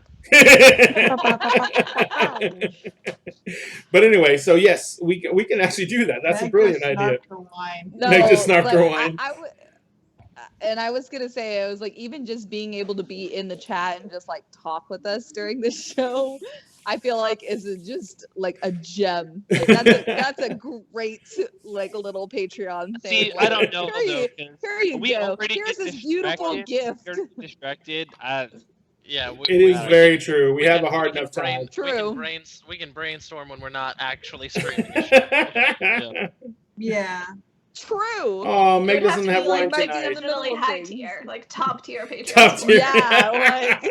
All right, enough. Back to the show. No, actually, honestly, I started thinking about this. Let's get back to it. You know I don't think I would want that because my mom has already offered to just like pay like the top. So our Patreons want to see us call each other stinky poo poo heads. And draw dicks everywhere, apparently.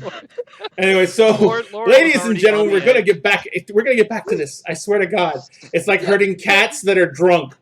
So nobody's drunk who said anything about being drunk. But you do not deny you're a cat. Okay. There you go. All right, so. Well, at least you didn't kick the cat, Ray. Nah. So anyway, you kicked my cat. Okay. Back to the game. Back to the game. All right, so come on. My Alexa just went off for no reason. So you guys are sitting there, and you, Captain, are going up and sitting with Kelly. Doc, you run up to the cockpit. Baden is in his EV suit. Jude is at the controls of the ship, and she is basically since you're going to be at the cruiser in minutes. It's not going to take you long, even with the Borealis. So you're not able to get up from your seat, Jude, because you're going to have to do a hard accelerate and then a hard decelerate to be able to get to the ship quickly and then get to either hide behind it or dock on it or whatever. So and she should be in a suit as well. She is. Okay, just double checking. Just double checking. No, we're making sure we're all on the same page. Right. Yes. Okay. Right. Yep. So, Just double checking. Baden is kind of crumpled across the back of the chair, and he's kind of leaning over the edge of the other pilot's chair, and he's just dangling there for the most part. Yeah. So I'm gonna rush over to him. Cool. And He's be in an like, EV suit. And He be does. Like, what happened? The EV suit does have a readout that shows you his vitals. Okay. His blood pressure is fucking low. I'm gonna like look and then put my hand up and try to feel the face. No. No. Who is it? Doc, it's your face he's feeling. He was seasoned. What I can't. I'm like looking over as I'm still trying to pilot the ship through here. Is like it was bad. I think he's stopped now, but it was Doc. He was not good. So I'm better now. No special K. I'm good. He is laying there. As you look in, he has got traces of blood around his mouth. Mainly looks like it came from his nose. You kick on the little light inside the helmet, and you can see that there's blood. There's blood trails from his ears. His eyes look slightly swollen and pushed out. As soon as she clicks the lights on, I close my eyelids. That's bright. No. Yeah. I can if your eyes are closed, I can still tell if your eyes are swollen or not. Yes, his eyes are swollen and they look like they have pressure behind them because they're slightly bulged out. Yep. And you see that his blood pressure is low, and his pulse is it is erratic, but it's decently strong. It is not. We have not been away from the planet long enough yet for me to take the suit off of him. Correct. You figured it was going to take 10 minutes for the air exchangers to do their job. It hasn't been 10 minutes. I haven't been working on Kelly for 10 minutes. No. No, you rolled super good. You did amazing. You were super speedy. You were too good at your job. Your fingers were flying like a ballet. Okay, how much longer until we've been gone for 10 minutes and we know that the air exchange has been enough? 9 minutes, 37 seconds. No, you basically have probably... Well, actually, she's kind of close. You probably have a couple of minutes left. Okay. It's your guesstimation. I mean, I'm sure you probably set a timer for them. And you set it for the minimum amount of time necessary to feel that they would be safe. Yeah. Which you estimated at 10 minutes. Mm-hmm. So... You probably got about another 2.5 minutes left. Now, this means it's in the red line. This means it's you don't know for sure if there would be any effects, but you worry that it would be some contamination still. Mm-hmm. Okay, how long do I have to wait until I know for sure? 5 minutes. 100% positive, 5 minutes. Okay. 2 minutes for the red line, 5 minutes for clear. So what I'm gonna do for now is I'm gonna take him and I'm gonna kind of lay him literally just on the cockpit floor. Like I'm just gonna. Yeah, there isn't a hell of a lot of room, but you know. No, I know, but I mean there should be enough room for me to get him laid out. Yeah. Just because I don't want him sitting in a chair. He doesn't need to be sitting in a chair right now. He needs to be flat on level. His back. Yeah. So like Baden always is, flat on his back. Wow, I am floored that you made that statement. God. Where's my red card? I want to hold it. Right? You're supposed to print out your own red card. I didn't say any of that. That was not me. That was not me. Oh, here we go. Look. I'm sorry I made you uncomfortable, Jonathan. I will accept your apology when my brain is better. Hey, okay, so working on that. Mm-hmm. So I get him laid out. I'm going to be watching his vitals very closely. Mm-hmm. If he seems to be dipping at all and like that there is danger, I'm getting the suit off and I'm doing something about it. All right. So I'm assuming you brought your trauma bag with you. I want to try to wait for that 5 minutes where we know we don't have an issue of the risk of contamination. Absolutely. Can I understand that she's watching my vitals? Like, that's pretty obvious, right? Yeah, I mean, I'm just worried about how groggy you are and how much the pain is affecting your judgment. You know what I mean? So I think let's do this. Let me get a roll from you, Jonathan, and I'm going to give you an opposed roll based on the horrible condition you're in. So you're going to give me a mental plus focus, and I'm going to do D10 for pain. Oops. Is my willpower helping me fight through this problem or not? Yes, it would. Okay. Plus D10 for trauma. Oh, it's the brain pain, Bobby. Not great. It's only a 6. And you beat it. Well, yeah, you beat it with an 8. Yeah, I got an 8. Yeah. So basically, that's just giving you enough clarity to understand why the doc isn't really doing anything. And you realize that she's doing her best not to take off the EVA suit. And you see her. She's literally checking her, she's got a little timer on her wrist, and she's continually looking at the timer. So you figure there's something going on that means she wants you to be in that EVA suit for as long as possible. But I don't remember what anymore. Not really, no. Your skull is about to rip itself in half. You know what I mean?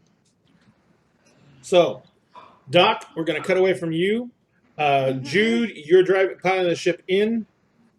Not docking yet, but heading towards that direction. Yes, and you literally, by the time he's ready to get out of that EVA suit, you guys are going to be coming up on that ship. What? I should be in there. I was going to say, right? Hank, you actually are here first. I'm assuming that you're on the other side of the console trying to figure out what happened. Yes, absolutely. Okay, so what we're going to do is you got Jude's complication, which is back to roll, which is well, first off, it is you're familiar with systems, so it's a D8 for the Jude's complication. It is plus a D. What's your systems? D8. A D8 for systems, and then plus a D8 for stress. So 14. Okay, so what am I rolling? You're going to roll your mental. Okay. Plus, you're going to roll your fix. All right. I have a specialty in Borealis, just so you know. Do you really? I do, yeah. Then you have that too. And don't you have something? What do I do with that? I mean, I have a ship's mechanic. That's an extra D6 for a specialty. And you get the D8 for the ship's mechanic. I also have a specialty in notice for malfunctions. You can take that as well. Fantastic. Let's see here. I also have other stuff. All right. All right, so I have my mental, I have my fix, I have a D6 for it being specialty, and then I have another D6 for malfunctions, which is another specialty, and then I have D8 for my ship's mechanic. Mm-hmm. Let's see here. Would you say this is a timed action? No, this has to be done very quickly, so there's no time on it. But wouldn't that be a timed action? If it has to happen like timed action means there's a duration to it, like it's going to take you 4 hours to fix this whatever. This is you trying to find that loose wire and get everything functioning again. All right, cool. All right, so let me.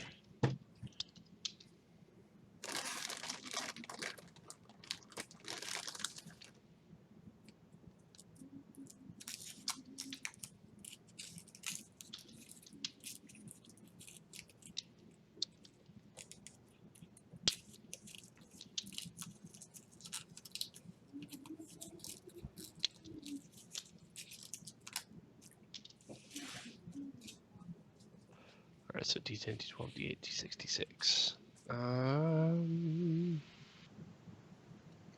Would this also include my technologist as well? Yes, it could. Cool. That's a big damn dice pool. Yep. Got a 1 for me. That's fine. That's fine. I'll buy that and stage it up from a D8 to a D10. That's totally fine. So I have a 14. You currently have a 20. All right. I mean, I don't really need to. I don't see the need to spend any dice if I'm already. Well, here's the thing, with raising the stakes by 5, which you've already done, you stage the complication back down to a D8. Mm-hmm. If you want to stage it all the way down, you have to beat me by another 10. By another 10? Yep. Okay. Well, then I'll every 5 is going to stage it down by 5. All right, then I'll spend the 2 plot points to get the D6s, and then. Gotcha. All right, so go get it. You quickly it's just as fast as the doc's surgery on Kelly's shoulder, but this time it's your surgery on that control panel. You have that panel off and nothing flat. You're flying through the wires and looking at all the modifications Jude's done to your ship, and you're just kind of like I'm just like glaring at her. But you quickly find out what she did wrong. Not what she did wrong. You quickly find out the loose connection, and you basically get everything taken care of. There are some shorts and brownouts in the board, but everything should function properly now. So you basically slap everything back together, and you screw on the panel. Just about in the same amount of time it took the doc to get Baden out of his chair and laid out comfortable and start checking his vitals. So you have that resolved. Jude, you now have full capability of the ship again, and it no longer has any of the complications on it, as Hank has once again worked his magic and retrieved the Borealis from certain disaster. And I get a 1d8 big damn hero die. Yes, you do. So I have a d8, d10, and a d12. Boom. Yeah. Oh, we already knew Borealis liked you best. Yeah. Like I said, we're gonna talk about this later. But right now, I need to get back into the engine room. I'm gonna fucking just book it back to the engine room. All right. Jumping over Doc. I'm gonna go find Cap. Well, he's on the way back to the engine room because he's sitting in sick bay. Yeah. All right. So you go ahead and run up to sick bay. You kind of slide to a stop in front of sick bay to see Captain sitting there with Kelly, as Kelly's kind of still laid out and pretty much. She's decently high, but you see that machine that was stuck in the cat's hip. You see it sticking out of her shoulder. It's almost done knitting the tissue up, but it's still performing its process. But the captain's sitting in there with Kelly. In my head, I'm gonna be like, I can make that better. No time now, Cap. Let's get it. Let's hustle. Let's get this thing done. I can put a handkerchief in my shoulder now. I'm gonna. The machine begins stitching her finger into the wound. That kind of tickles. I'm gonna take her hand away from the wound. I'm gonna say, "All right, you're gonna be fine." Give her a cigarette. Give her a cigarette. Look. Right. No, I can see. I've been seeing. I can put my handkerchief in there. You did great. You know what? I think you've earned a nice little rest. Okay. Put your feet up, and you know what? When we get next time we get planet side, I'm gonna set you up to have a nice real spa day. And what is that? You're gonna be able to. Is that like going to the gym? Yeah, it's a lot like going to the gym. You're gonna be able to put your feet up and like have a nice time. Think I can still bench over 200? I think at this point you could probably bench 300, but you know what? Oh. We'll test that out once you are nice and rested. Just it's all right. Just take a quick nap, and when you get up, we'll see about getting you something to eat, something to drink. You know, you'll be all right. All right, Captain. All right. Don't you cry or none. I don't got no handkerchiefs in there right now. Oh no, it's okay. All right. I've only got the one good eye, so I'm just all right. There she goes. And I'm gonna get up. I'm gonna get up, and I'm gonna go with Hank. And Oh, I left you. I'm already in the yeah, I left I'm you. gonna go to the engine room. And I'm gonna stand with him over the crate. I'm just gonna say, "It's ready, right?" Yep. Hank, you still haven't made the roll yet. Josh bought it with an episode. I bought it with an episode. Does he have to make a roll? He has. I bought it with plot points and an episode. Like I spent quite a bit of resources on He is this. making this more No, expensive. by the you're minute. right. You're right. Because you bought it as an asset. Yeah. Did you make it a permanent asset? I mean, I wanted to ensure that it would be like completely like available and working. So I guess it is a permanent asset now. I have this remote to, All right, so to this box. Here's what we're gonna do, Hank. We're gonna do a roll for you, for the used for basically tuning the device into Alliance frequency. It automatically does everything else. Is there anything you want to do with the device, Hank? Just what the captain wanted. So it's going to broadcast. I wanted it to, instead of broadcasting, so it obviously has the strength to broadcast to the Alliance from wherever we are. So I wanted to use that strength specifically to instead be able to just broadcast to like harbors, like anywhere that any major settlement harbor, anything that's close enough in range, like it's just going to send out a mass message, a mass video message. Okay. Is this going to be encoded or is it? What's that? No, nope, not coded.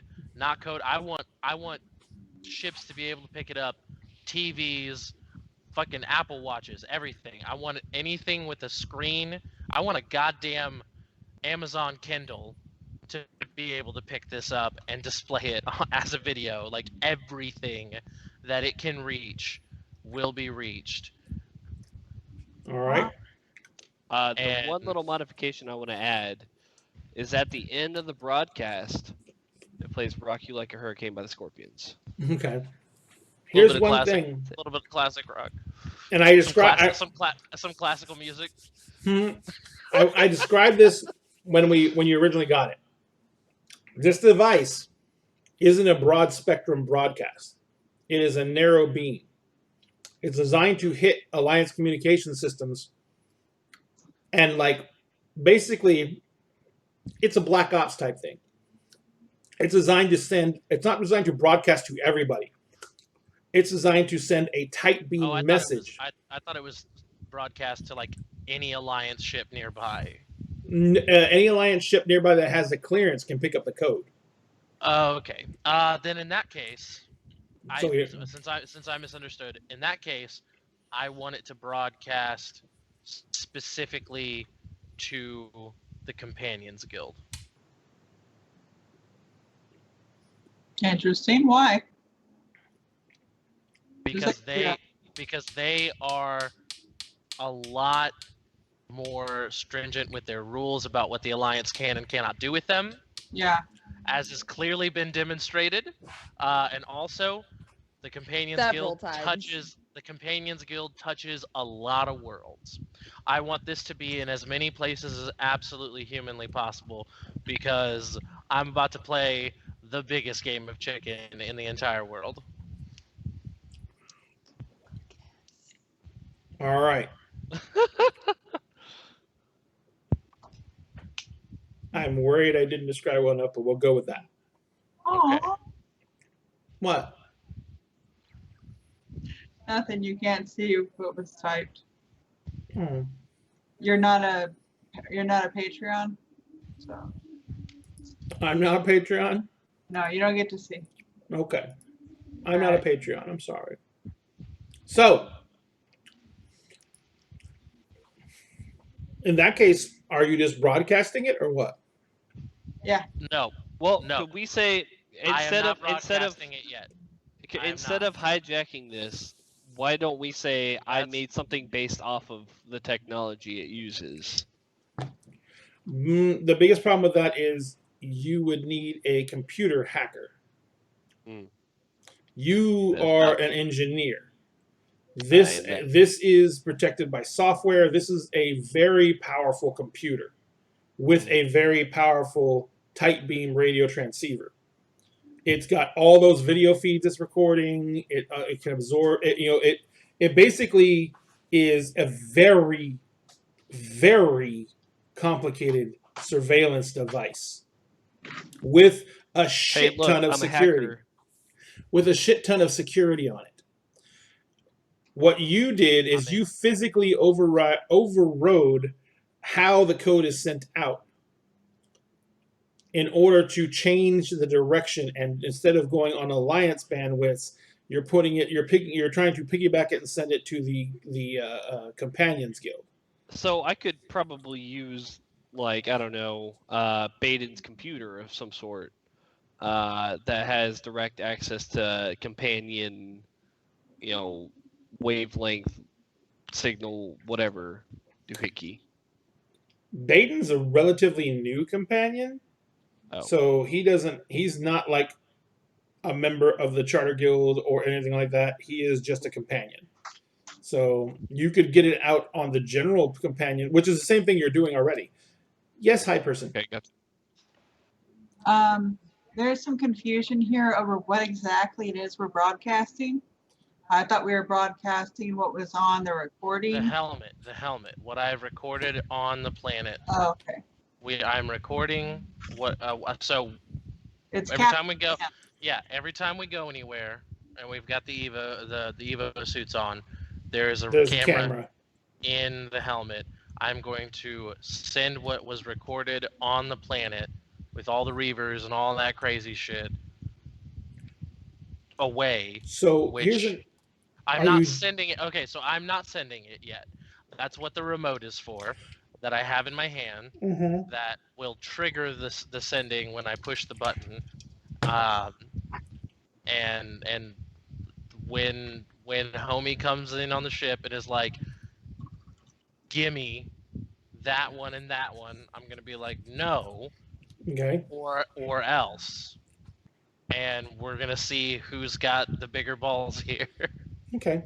So as you guys as you're making the final preparations for that, Hank, you're checking over everything. You make sure it's broadcasting on the companion's frequency. You make sure it's basically still being tight band and piggybacked off of Alliance satellites, so it'll get there as fast as possible. You're predicting you're having probably less than a 2-3 minute delay, which is insane. I mean, you've never been able to afford something like this, because that is bypassing like all kinds of Alliance security checkpoints that they usually normally do for communications, where they have to review the message and then transceive it on. This is way faster than anything it's faster than you really thought things could get around. Cool. So as you're getting all set up for that, that takes you several minutes. Doc, you basically, as Jude is bringing the ship and starting the deceleration to bring the ship up near the carrier, your timer finally goes green. So they should be able to take off their EV suits with no real risk. So I'll let Jude know you can take that suit off now if you need to, and I'll start taking Baden's off like immediately. Yep. As she takes the suit off, Baden, well, you've been laying there. Your head has been getting. You're still muted, Jonathan. Your head has been like. It's been a few minutes. It's maybe a little bit less, but it still just hurts. As she's trying to take the suit off in any way, like I'm just trying to stop her because all I remember is I have to have the suit. I need to wear the suit on. He is. I'm like, no, like No, no. and like trying to like hold everything together. He's not very good at fighting you off right now. No. So it takes you a few minutes, and you get a few moments, and you get a couple of slaps on the wrist, but pretty much you get his helmet off. He's a drunk bride right now. What are you doing now, Harry? Sorry. So I'm gonna get him out of the suit completely. Mm-hmm.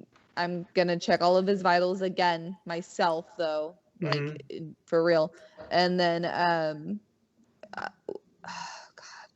I don't deal with people with seizures a lot, so I don't really know what the exact course of action is to do. Maybe to take him downstairs, try and get him downstairs, so that more than likely, yes. An IV in him and just get some fluids in him just to get his pressure back up. So he is. You don't have anyone to help you except Jude. True. Okay. So instead. No, Hank. Are you leaning? No, you went back with the captain. Oh wait, no, yeah, you're right. Yeah. Harry, are you leaning over me now? Yes. Who? Yeah. Okay. Baden like goes for like the wrist and like unsnaps the glove to take it off, and then he picks his hand up and like puts it on the side of your face, and like he just kind of gently rubs it, and he's like, Drew, they're gonna take me and Jude, Drew. If they board, they're gonna take us both. Goodbye, Drew. Like, don't hide Jude.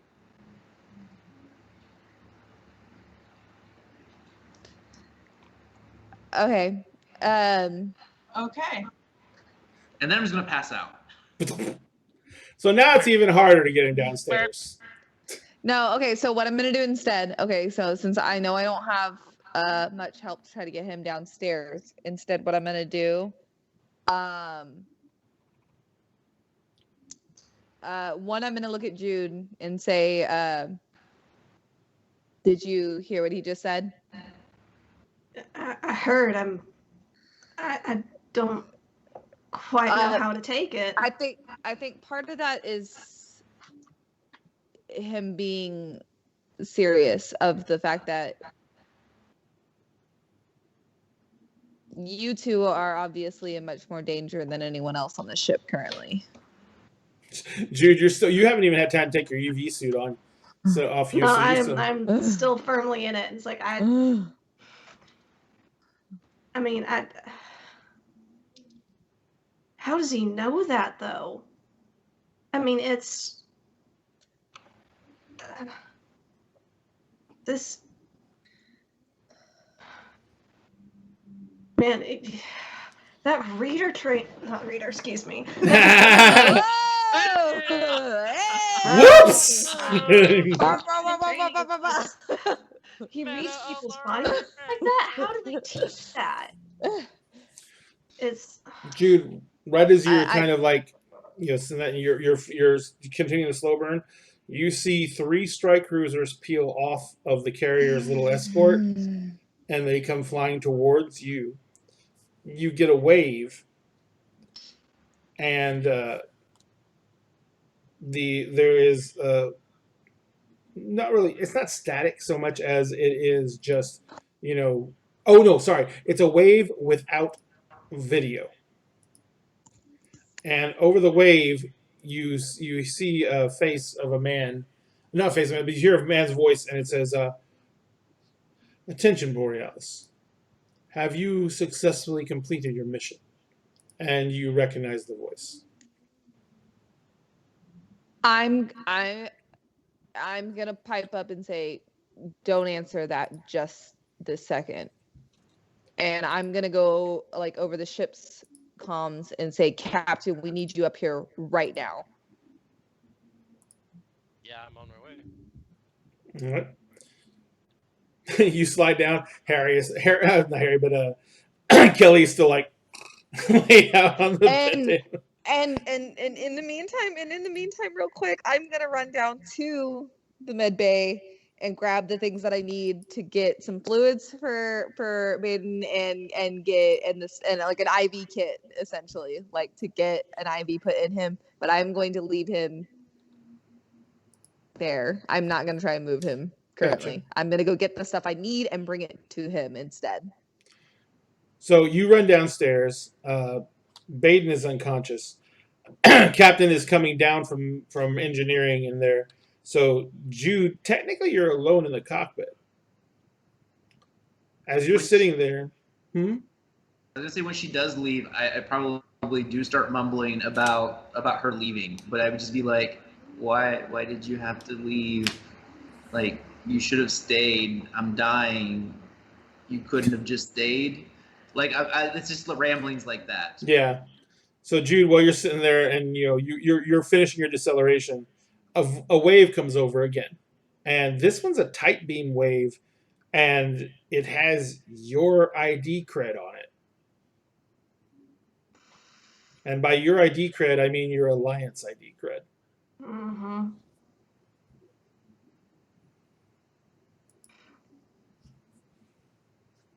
I look back at Baden.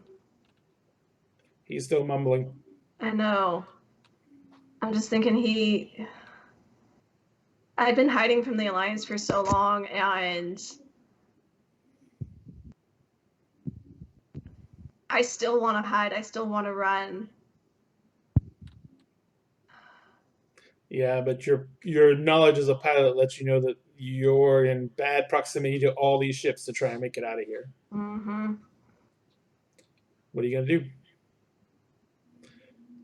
The wave comes through again. I answer it. It is a visual, and you see the general / captain, and he says, "Captain Koviri, I need you to understand some things.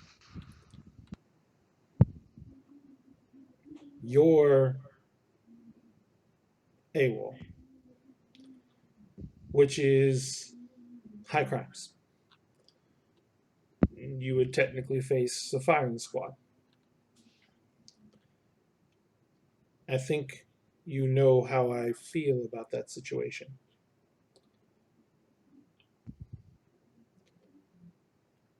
I have a lot of pull,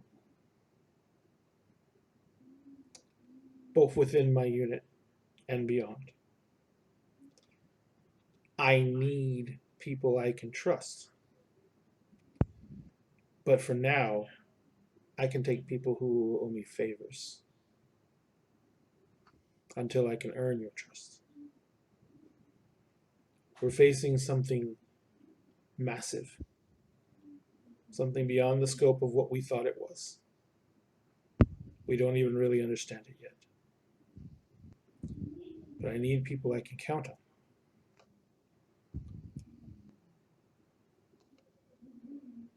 I want to bring you in.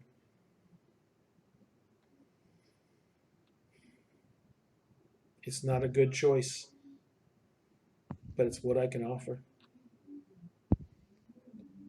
It says, you may notice that this came over when you were alone on the bridge. You know that Special Ops has access to equipment. Right now I can probably see everything going on that ship. It says, I want you to consider this carefully. We're going to be boarding in a few minutes.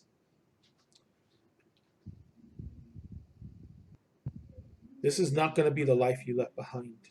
You will not be just some officer. You will be a member of Ops.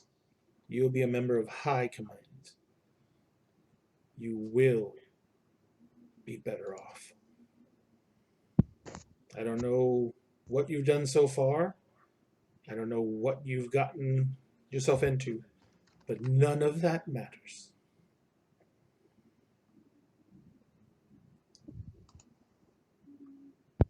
He kind of stops. He says, damn it. We'll speak more in a bit. And the wave cuts out.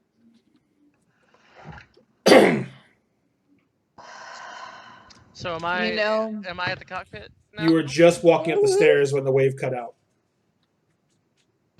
I almost thought to say, like, I don't leave until the captain actually gets there, and then I didn't because I was like, no, it'll be fine. It'll be fine. Nah, it's fine. It's fine.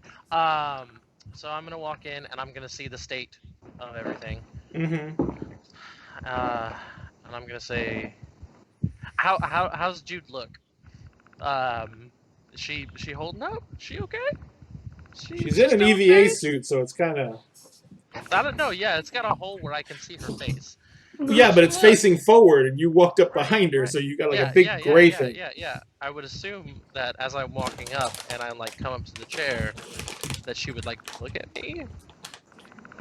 She's got 3 alliance ships ahead of her, so. Yeah, no, probably not.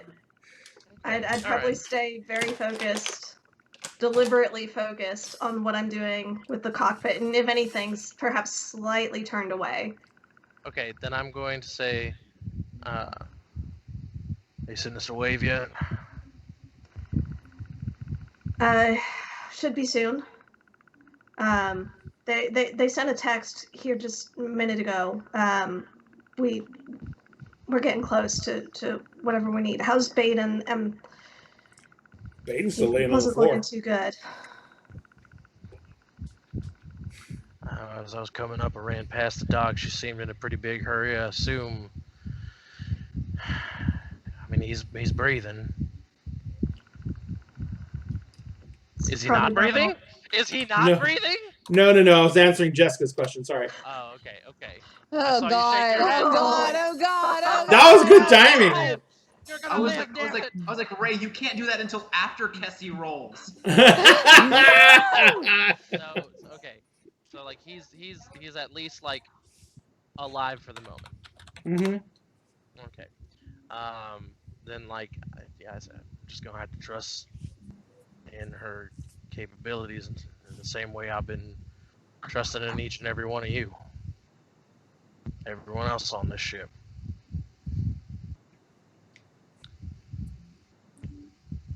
Open up a wave to him. Yes, sir. Go ahead and open up an audio wave, no visual. Okay. I say, this is Captain Mountain Parish of Borealis. We have recovered the device, and I have it ready for retrieval. I eagerly await your arrival. Response comes back, it's like, congratulations, Captain. Thank you very much for your service to the Alliance. I cut it out. Can the whole ship hear that? Say what? Can the whole ship hear that? No, I don't. You didn't do it on a shipwide broadcast, did you? It was just, yeah. Nope. Just whoever's in the cockpit. I cut it out because I said what I wanted to say, and I'm gonna put my hand on Jude's shoulder. I'm gonna say, we're gonna get through this. All right, Harry. Mm-hmm. You run downstairs. Mm-hmm. Are you still asleep, Kelly? What are you doing? I would have tried to give her stuff to knock her out for a bit. You did a good enough roll. If you can knock her out pretty much. Yeah, if you want to me out. I don't want you to wake up while this thing is working on you. Like, so however long that takes, it's actually just about done by now. Oh, as you're coming down, then, it's finishing up. Then that's fine. I just would not have wanted her moving around and trying to like mess up like with this thing while it's like sticking her finger in it and getting it sewn into her shoulder. Yeah, like that. That's not something I want. It's gonna be my handkerchief holder. Oh, too bad. Too bad. It's my So if you want to take the time, you can bring her around. Okay. I got too many things going on. If she's starting to wake up, I'm gonna try to tell her that she needs to try to take it easy. Don't move too quickly. I'm gonna be right back to check on her. but I'm gonna grab that shit and go. Gotcha. So, as she's coming back up, I'm probably gonna pass her again. Oh fuck! God You're damn back it. down. I'm heading down. Yeah, I'm heading down. Like we're gonna get boarded. I'm gonna be there. I'm heading down, and on the way, I'm gonna just as I see her, I'm gonna say, "Work your magic, Doc. I'm gonna get us out of this." I'm Just trusting wait. you. And I'm gonna Magic head drugs, right? downstairs. I'm gonna head downstairs, and after she goes up and tries to fix Baden, I would like to try to earn some plot points with a callback. Oh, really? Yeah, yeah. All right. Oh, What is the Lord. callback going to be, sir? So let's like she can do her scene with Sure, Baden, sure. but like I would like before they're coming on, like I'm just standing there remembering things. Mm-hmm. That's how a callback works. Yeah. All right. So let's do this for now. Doc, Mm-hmm. I'm assuming all you're doing is hanging an IV. Yeah, I mean, as long as somebody is conscious and like they're essentially pretty stable after a seizure, I don't think there's a whole lot else I can do other than just give them some fluids.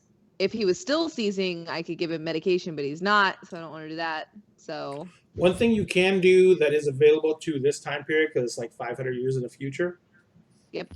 is you do have a portable medical scanner, which can Okay. do simple things such as a sonogram without the stick. Well, that's handy. It's a tricorder. Pretty much as a tricorder. Okay. You don't stick someone on a sonogram, babe. He's dead, Jim. No, without a wand to wave over the Like person. without a yeah. Like a Hitachi? Like a Hitachi, a magic wand. Ooh. Wake Baden up in a very special way. Google it. Where's the red cards? Where's the red cards? I'm gonna go. This is the worst. You're gonna leave Baden there. All right, so but yeah, you can try and get a better to try and get at least a small diagnosis of what might be going on.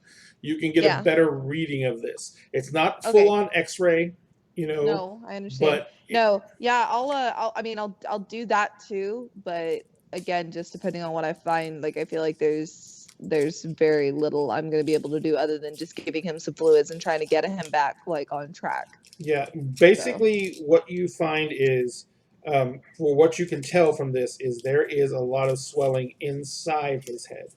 The tissue that lines the brain is incredibly swollen. I think they call it encephalopathy, where the tissue gets really, really swollen up and filled with fluid. Yeah. It is not severe enough to cause like anything really bad, but you can just tell by the readings that the swelling is actually decreasing on its own, and it was worse before, which makes you worry about the fact that he may have brain damage. Okay. If there's anything that I can't, if there's anything that I have that I can give him, that Anti-inflammatories, but the problem is the anti-inflammatories. But you don't have anything that can break the brain-blood barrier.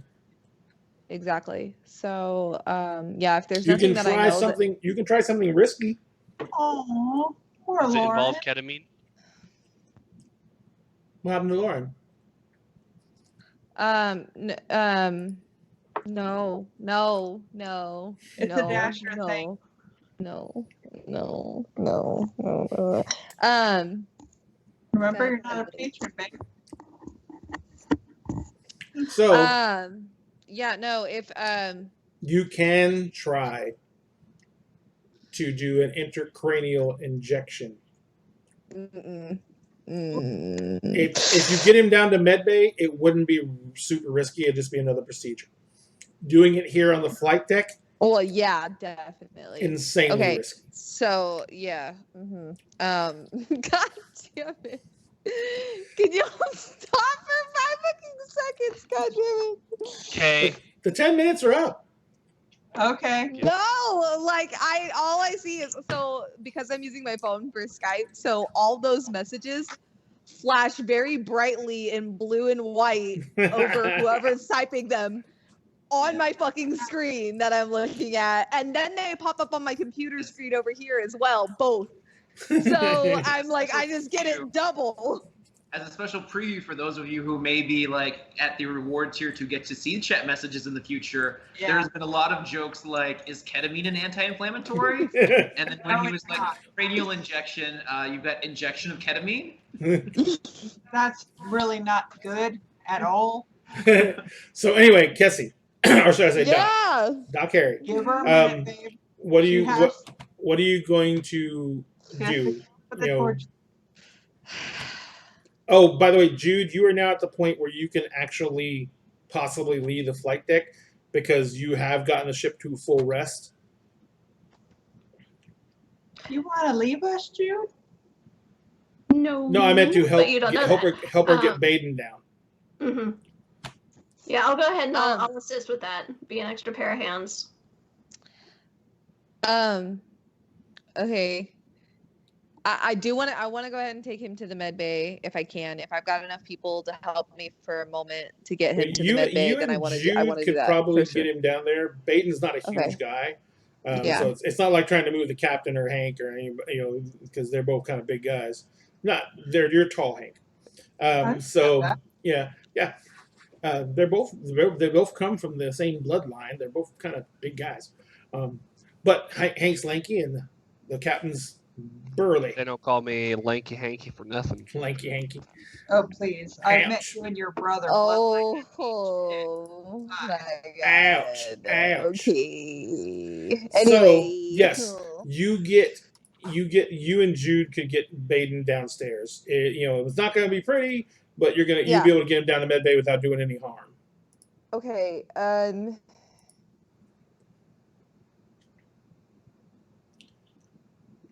assuming you get him down there and put him on one of the benches.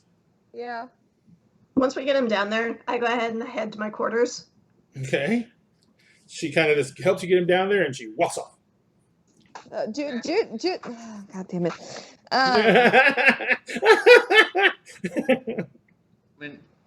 When they're dragging me down the stairs, I'm just gonna start reciting like some phrases from the Bible and talking about being like dragged into the light against my will. He's mumbling some crazy shit. All right, so yeah, I've noticed. All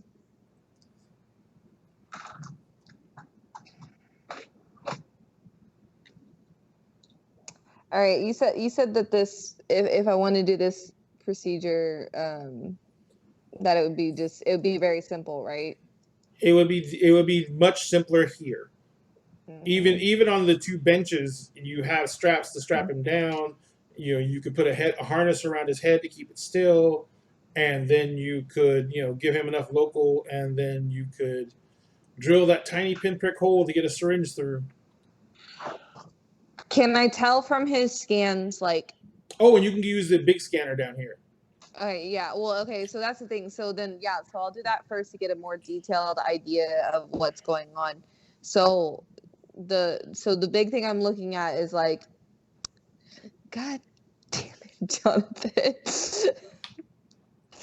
So the thing that I'm most concerned about is this absolutely necessary? Do I think like if I don't do this, that from the swelling that you've seen, where it's at now, just where it's at now, this would have been a procedure that had already been performed to try and get this down, because it's at the point now where it risks brain damage. If it was larger than this, then brain damage is almost guaranteed. It would be a miracle if he didn't have it. And the longer he stays like this, it is going down.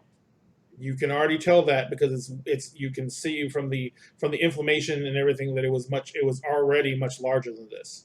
But it's about, is it going down fast enough?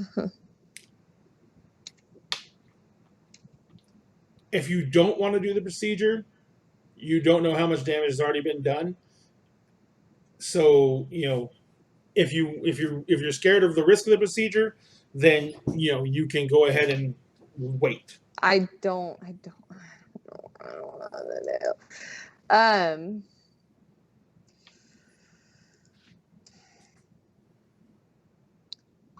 I don't want him to. Okay, I'm gonna go for it. I'm gonna go for the procedure. Yeah, you got this. I mean, your last roll fucking knocked it out of the park. I mean, honestly, it was really just also like because also let me ask a question real quick, like because this was actually this was a medical based complication, correct, for him, correct? What do you mean by that? Like he got a complication, and that's why this got worse, right? Correct? He got several complications. Yes, exactly. Okay, so that's my question, because that if this doesn't, I can use natural healer to spend a plot point to step back a medical or injury based complication. Which I think at this point leaves you with 1, right, Jonathan? Because you're at 2 complications right now. That would take me from a D10 down to a D8. Oh shit! He had 3 complications. Well, because I got it down. You stepped it up on purpose. You stepped it. I stepped it up once, and then you bought a 1 to step it up more. It kept going back and forth. It just kept going back and forth a lot, but my seizures have been all over the place for a while. It's. I was a dirty rat bastard, and I tried to explode his brain. Yes. Okay, so can I go ahead and do that now, and that will help me on this roll? Because it'll step back the complication. It'll step back the complication, which would. Well, no, it doesn't lower. What do I do? What it does is it lowers the number of dice I have, because I no longer have a D10. I have a D8. Mm-hmm. And what it does is, to step back his complications, you have to raise the stakes by 5 per complication. So if you want to get rid of everything, you'll have to raise the stakes by 10. So if you step me back from a D10 to a D8, then I have a lower chance overall of rolling high. Yeah. So I'm gonna go ahead and use that now, if that's how I need to do that. You got it. To spend my plot point to go ahead and step back that complication that he's having, so that hopefully it's a little easier. Yeah, and I'm gonna try to do this. D8. God damn it! Got this. Okay. No, my face keeps getting big again today. I don't know. I don't like it. It's a system, I think. It's system performance issues right now. No, it's because you're the star of the show. No. You're right. It's Jude. Yeah. It's Jude. Don't want it. Don't want it. I don't want it. All right. Oh no. Oh my god. Damn it, Jonathan.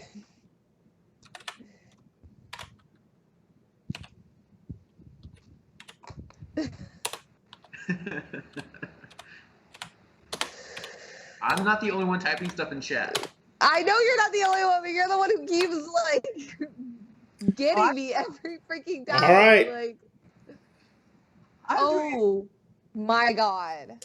So it's gonna be. I'm gonna go ahead. I've got plenty of dice. I'm gonna spend this extra plot point, and I'm going to have a 23.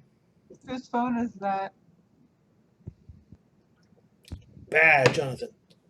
All right, so I have a 23, Kessie. Cool. So you should be able to throw a pretty damn big dice pool of this. Yeah, I really can. Okay, so because I can do. Fuck. Hold on. God damn it. Do what I want you to do. So I could do a D10 for mental, right? Mm-hmm. Yep. Do a D10 for your mental. Holy crap. What's wrong? We're calling this treat, I'm sure. Yes. I was doing that by memory. Apparently, I really have that shit memorized. You have a D10 for mental. You have a D10 for treat. D10 for treat. This wouldn't be considered first aid, though, correct? No, this is a surgical procedure. Yeah, of course. You have a D8 for ship's D8 doctor. for the ship's doctor. Yeah. I may have a problem. Now you already used the. Stop. In fact, you automatically get the ship's doctor because you spent the plot point to. Yes, Boykin. You totally ripped okay. that off. I remember the D8 for the med bay. D8 for the med bay. That's what I was gonna ask. Okay, D8 for the med bay.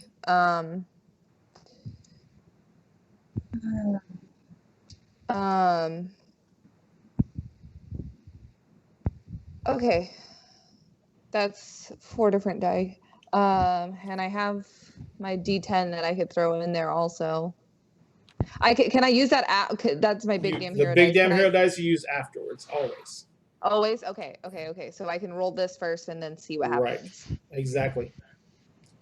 Okay.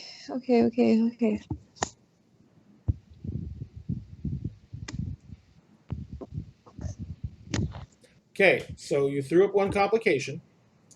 I will buy it, which gives you a plot point. I'm going to stage Jonathan up by another one. So he is up to D12. No. Harry bought it down to a D8. No, that's right. So you're back up to a D10. I'm keeping track of this. But you have a 20 total right now without the D10. Big damn hero die. Yeah. So you spend the plot point I just gave you to throw the big damn hero die, but you roll it and keep it. Hold on. Let me write that down before I forget, because I will forget. So yeah, I gotta. So that's 2 more, which means that you have tied the roll. Now, here's the thing. You can spend plot points for any dice at this point. You're not, you can spend 2 plot points, get a D4, and you will raise the stakes. What raising the stakes means is you stabilize Jonathan. He's not going to get any worse. She's losing by 1, technically. Yeah, I'm losing by 1, actually. I'm not. Yeah, it's a 20. Yeah. So you'd have to roll a 2 or higher. So. So what do you how many, number one, you need to look at how many plot points you have left and decide how many you want to spend on this roll. The one thing you don't want to do is lose. I know. So if I use 2, then I get a D4. If I use 3, I get a D6, correct? Correct. I'm going to do that. What are you doing, 3 or 2? 3. All right.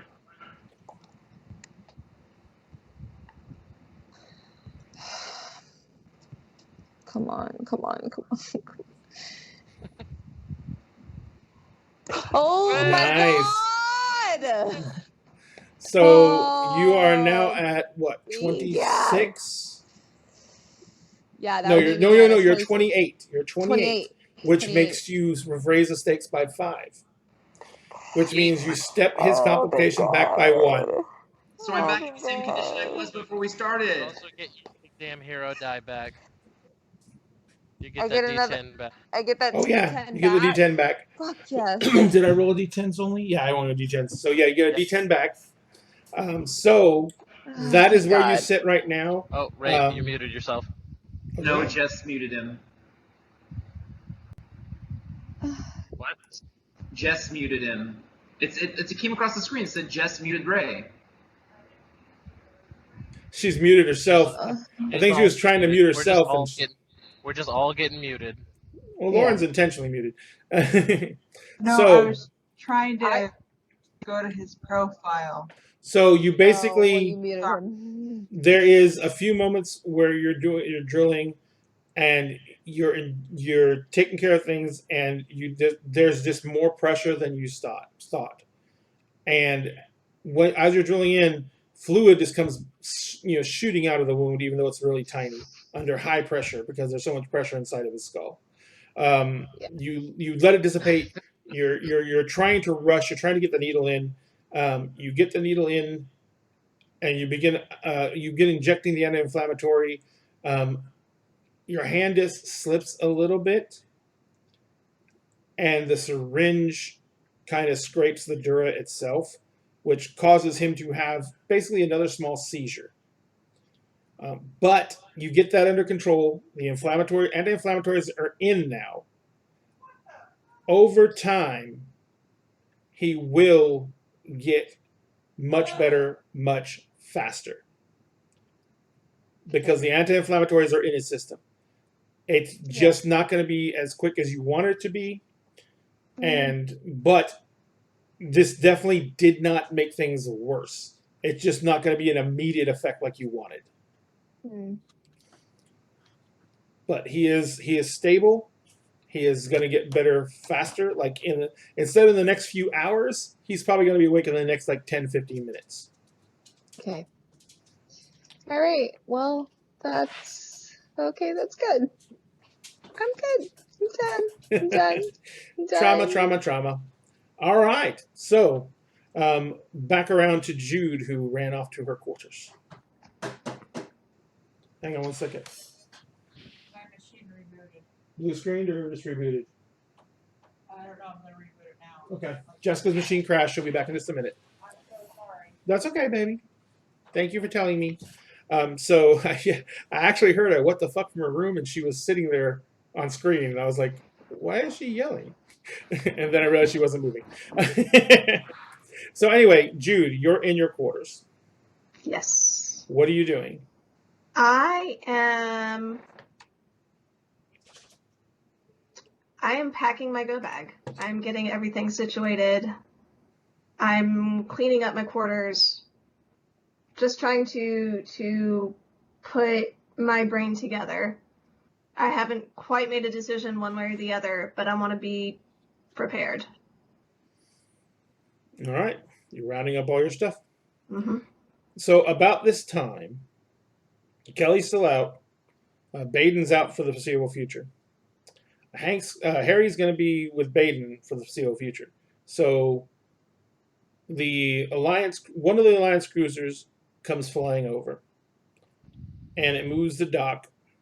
You're not really necessary for this, Lauren, because you don't have to hold the ship steady. It's in space. Mm-hmm. So the Alliance ship couples. You guys, what are you guys doing?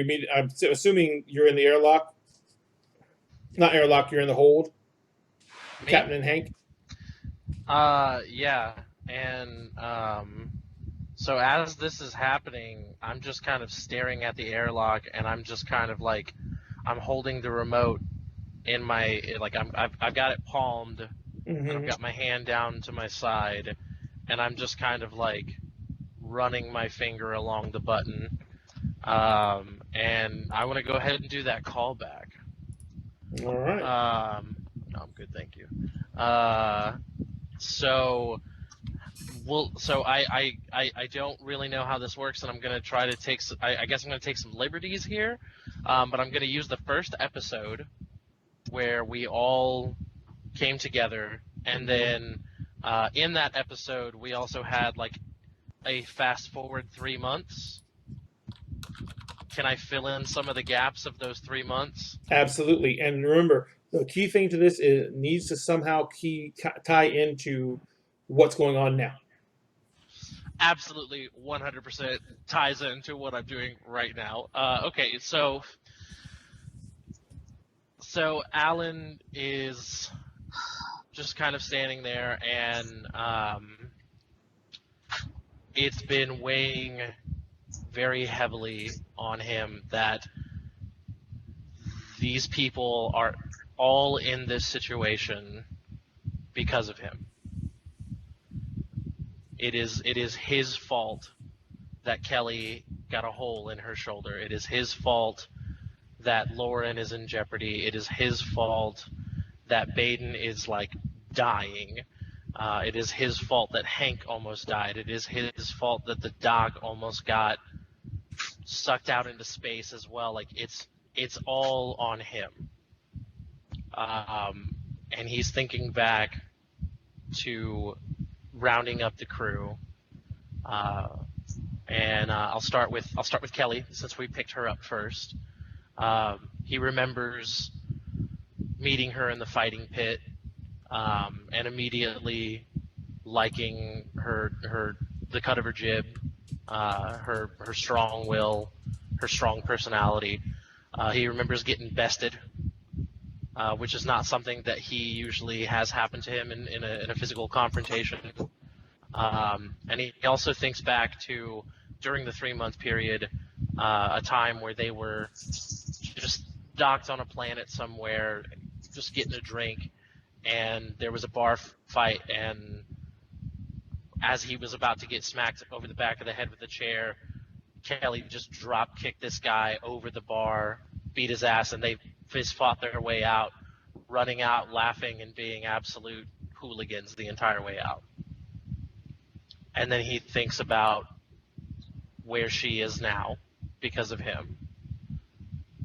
And he thinks about the doc bringing her on. She was, kind of thrust upon on the crew, and he was reluctant, but he took her in anyways. Thinks about the time she just came on board and how full of anger and fury she was, but still very willing to help others. And she was more angry because she was not able to follow her dream of helping others than she was that she was just being forced to move. And during the 3-month period of getting to know everyone, he thinks back to a time where, doing a little salvage job, Alan got scuffed up real bad. And it was probably the time that she first revealed to him her secret stash. And he, she patched him up with it, and he, she was trying to be as coy as possible about where she got it from. And Cap said, doesn't matter where you got it from, you're here now. We are here now, and it's good that you have it now. And he thinks about where she is now, desperately trying to patch up all of his mistakes. He thinks about Baden, and when they first met, seeing him as like an easy meal ticket, someone to just make money off of. But turning out to be more of someone to kind of challenge him and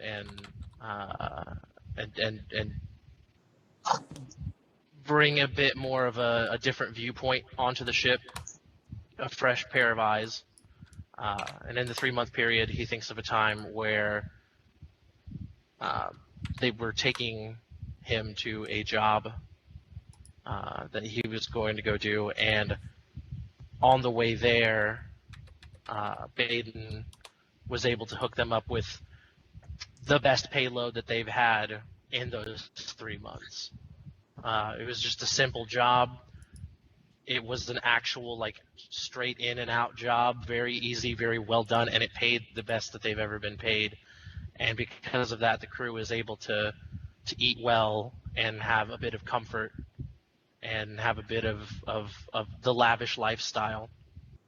And he thinks back to where he is now and the state that he is in. He doesn't know what happened, but he wouldn't have this information of what's about to happen if it wasn't for Baden. He thinks about Jude, bringing her on and not really trusting her, knowing that she was hiding something. No one as clean cut and fresh faced as her, or at least she appeared to be, was going to come on with the resume that she had without bringing some sort of past with him. But he brought her on anyways because they needed a pilot. They needed a pilot real bad. And she turned out to be the best damn pilot in the verse. And he thinks back to in that 3-month period where she performed one of her first big maneuvers with the Borealis and completely saved the ship from a hurtling asteroid that would have decimated the ship and everyone in it. And she pulled off a maneuver that he or Hank would never have been able to pull off even in their wildest dreams, no matter how lucky they got. And she was cool as a cucumber about it. She hadn't even broken a sweat, and he was infinitely impressed with her in that moment. And now he thinks about where she is now, too scared to even look him in the eye as he's trying to do his best to comfort her in this situation of extreme jeopardy with the Alliance. And then he thinks about Hank. And he thinks way, way back to when him and Hank were a lot younger. There was a day that the Alliance came calling. Hank was a bright kid. He always tested real well. And they took notice. And they came to suggest that he go with them, start time at an academy, become this ship mechanic, become this very important person in the Alliance, pull him out of the mud. And he remembers how vehemently against it his father was, and how his father stood face to face with a man very much like the man who is about to come onto this ship, and how his father was killed for standing up to the Alliance and physically refusing to let them take his boy. And he thinks back to that moment of how he did nothing to protect his brother. And in the end, when he was at his lowest, when he was drifting in space, dying, it was Hank who came for him. And he thinks about how much that he has to make up for. Decades worth of making up for. And he clenches the remote tightly. And it's time to make up for all these mistakes. And he's going to stand in front of the door at the airlock. And he's going to meet destiny with a smile. Perfect. So, there are a lot of things you can do with callbacks. Tons of them, actually. And it's kind of a combination of what you want to do with them and what we can do to make them effective to the scene. So, one of the things you can do with callbacks is, of course, just get a plot point. That plot point can be used just like a regular plot point. It comes right in instantaneously and it's available for you immediately. Let's see what else.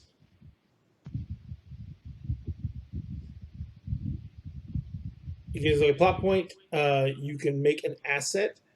You can use it to keep an extra die after you've rolled. It basically is usable in just about any way, shape, or form you think it could be usable, such as the way plot points are used or big damn hero dice are used. Because you're actually you're going through and telling a portion of the night's story. So a callback is a serious bid for that, and it gives and puts out a serious reward.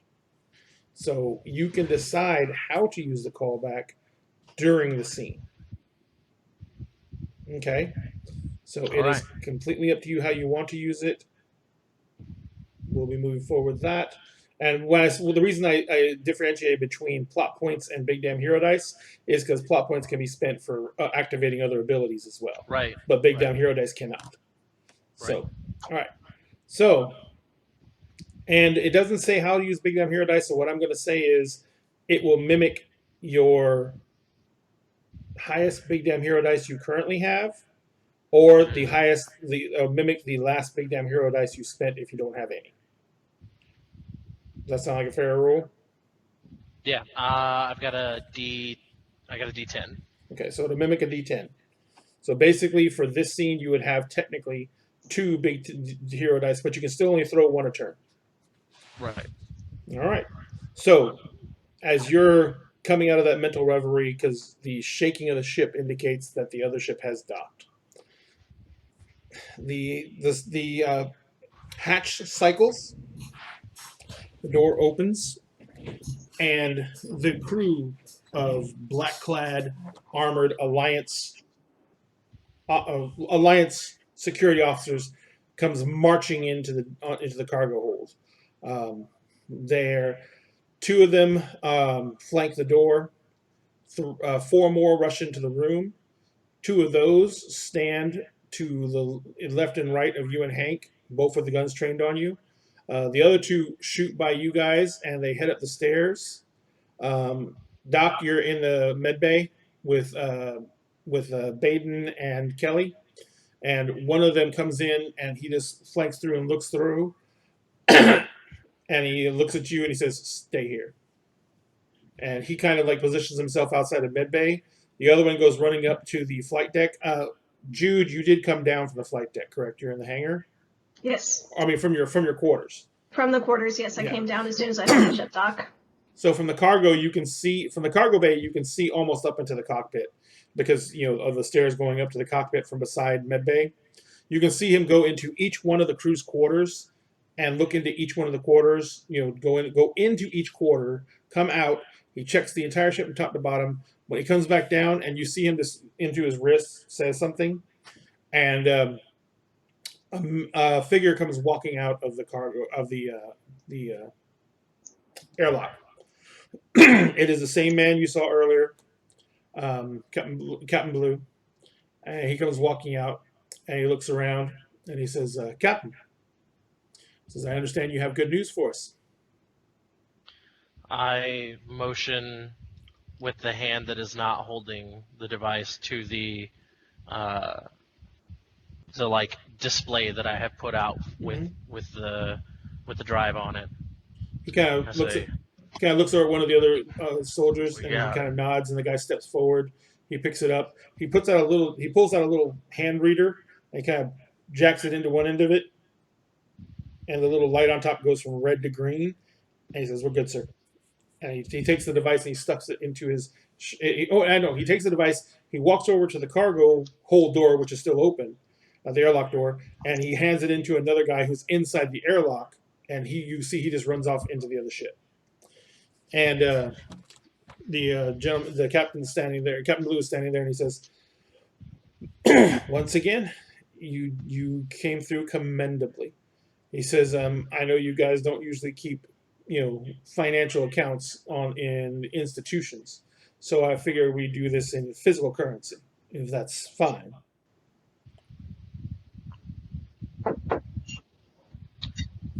He says, "Whatever works best for you." He says, and he kind of like waves forward, and he says, "This bag," he says, "this is 3 months operating costs, 10,000." And he sets it down. He kind of like, he tosses it. He kind of looks at you for a second, and then he tosses it to Hank. He's like, "This bag?" He's like, "Another 10,000 for upgrades." He tosses it to Hank again. And he says, "And this," and he holds up the final bag. He said, "This is 20,000.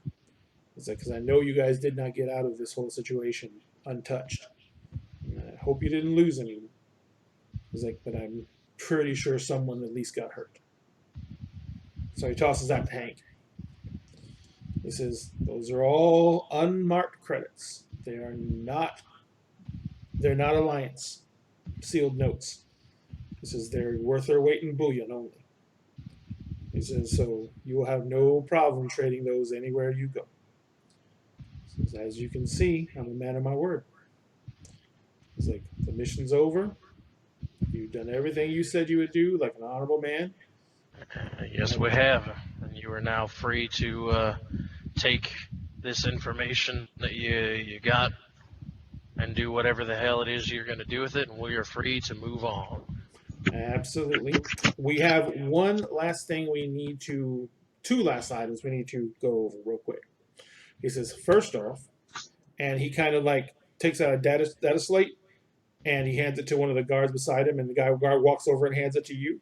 He says, the Companions Guild has recalled Companion Baden immediately. He's like, we are to escort him back. At all speed. I see. And the other? He says, it has come to our attention, unfortunately, without your knowledge, Captain, that you are harboring an AWOL member of the Alliance forces. And he says, Captain Koveri. It's like, please step forward. I sort of look over my shoulder at Hank and the captain and step forward. This is Captain Jude Koveri, you are bound by law. The charge is deserting without leave. You will be taken to an Alliance base where you will await your trial. Do you have anything to say to your friends? It's a pretty fancy uniform you got on. Thank you. Can I be conscious now? I couldn't help but notice the quality of it and all the little bars and stars and all that. You must be fairly high up in the Alliance brass then. I am a captain at high command, not part of the traditional Navy. Even better. I'm sure a man like you has a lot of pull, a lot of weight behind him. As I can see from your escort as well. It's very important. Is there something you wanted to say, Captain? See, it was my recollection, being a man of your word and all, that the job was that we would do this, get this for you. Mm-hmm. You would pay us, mm-hmm. which you have, mm-hmm. and then we would all go on our way. Absolutely. I mean, my crew would all go on their way. Absolutely. The legal members of your crew will go on their way. See, I don't remember the stipulation about anything being legal. In fact, I remember you saying very specifically that this was a off-the-books kind of a thing, a Black Ops kind of a thing. Absolutely. And so we've paid for that discretion. No, legality is not something that seems to be necessarily of the highest concerns here in this moment. I will concede that point. You are correct, Captain. Please continue. I'm sorry. I would like to propose something, Captain to Captain. Go ahead. We give you back your money, and you take your device with all your secrets, and you get to take them, tuck them away, make them disappear, and in return, we keep the secret too. I step forward. Cap, this is not an enemy we want to make. It's fine. No, we're not talking enemies. We're talking business. We have given him exactly what he wants, and we are very far beneath him. And we would all just like to continue on with our lives. we would all be very happy to forget what has happened here. And whatever the hell was going on down there seems like a real big mess. Bigger than our scope, bigger than our pay grade. One moment, Captain, if you'll allow me. Delta Ops, back to base. All of them. Leave me one. And you see all the men in the Black Ops suits spin on a heel, exit the cargo bay, go into the airlock, close the airlock, and a few moments later, you feel the ship detach. The captain is still standing in the cargo bay. He sits there for a second. He reaches into his coat. He pulls out a rod. He holds it out. The bottom of the rod flips out into 3 separate parts. He stands it up. He turns the top of it, and it begins to pulse in a very bright blue light that seems to go out and hit like every single square inch of the cargo bay. He says,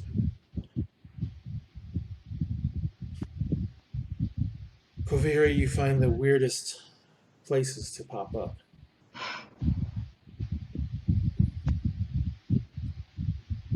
Guess it's what I do best. He looks at you. He looks at you, Captain Parrish, and he says, Captain to Captain Parrish, there is no way that Fleet Command lets what you want stand.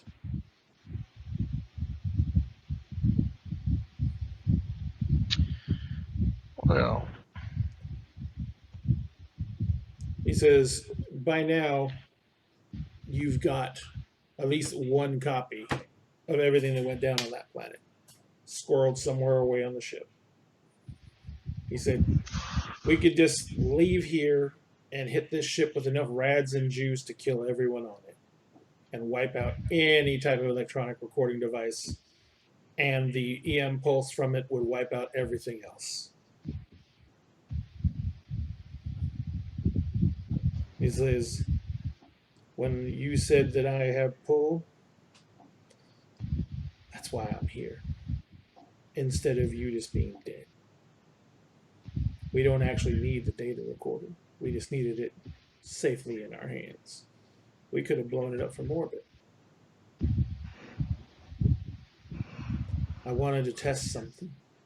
A theory. He looks at Jude, and he says, the offer stands.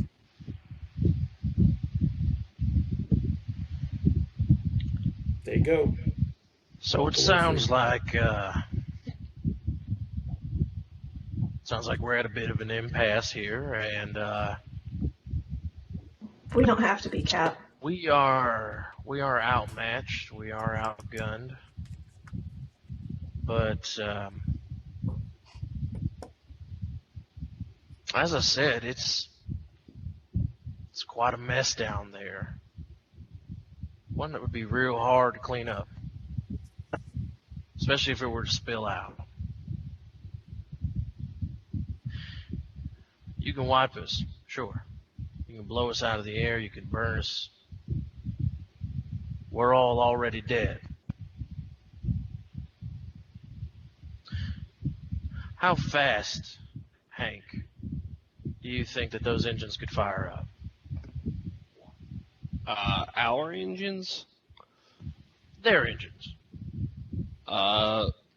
Probably faster than you can spit on the ground, I'm sure. Would they burn up in quite such a quick fashion as to kill a very high-ranking captain? Probably not. Probably not. Would you say that they would be able to fire up faster than a man can push a button? Depends on where that button is, Cap. Oh, well, let's just say button's already in his hand. Probably not. And I'm just gonna tap the side of my leg with, like still holding like thumb on the button. Just kind of like tap my leg with the device.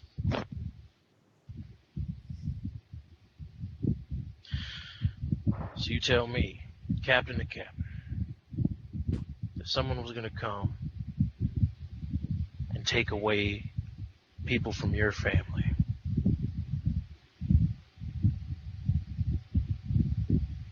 how fast could you push a button?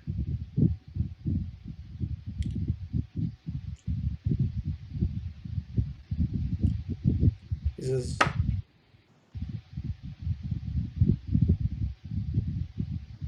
"What are you gonna do, Cap?"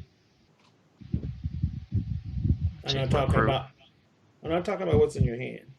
I meant, what are you gonna do? You went out today. What happens tomorrow?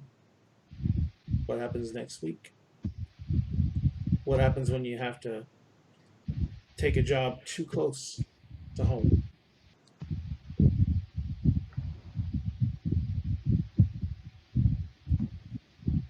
That message for Baden, that's real. Favors were called in. He's being recalled. Kaviri has been granted an offer as well. She comes in, she gets restated under my command. It's not the best life in the world, but it's better.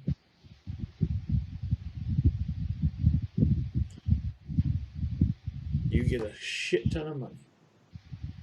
Not the best thing in the world, but it's better.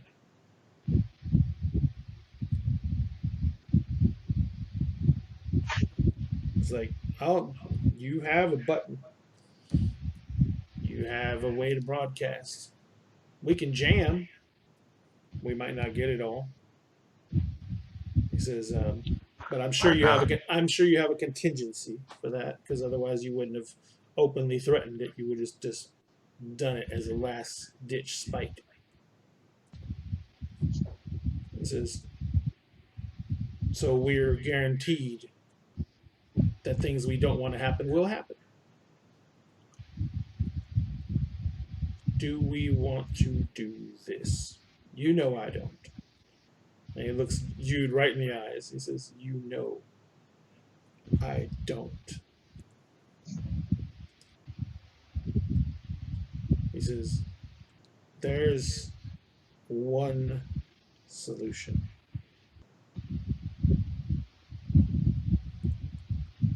One way. Yeah, and it's back the way you came. He says, oh, for me, yeah, well, let's not get into that. He says,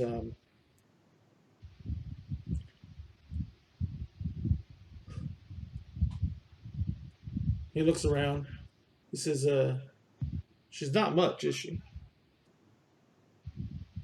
She's taken a beating. Especially recently. But she's everything, too, isn't she?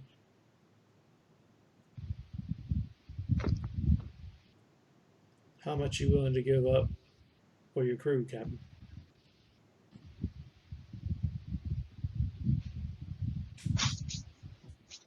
Like I said, I'm already dead. Says, kind of looks at you, and he kind of like just kind of looks away for a second, and he says, bravo, come get me. Kind of looks at Jude, and he looks at you, Captain. He looks over at Hank. I give him a wink. He chuckles. He says,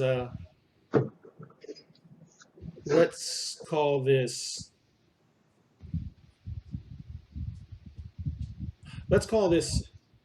the beginning.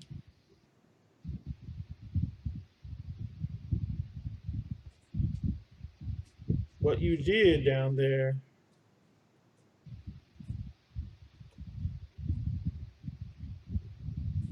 think Miss Coveri, and he does call you Miss very poignantly. I think Miss Coveri can understand just how much of a possible sacrifice that was from a very first-hand point of view. He says,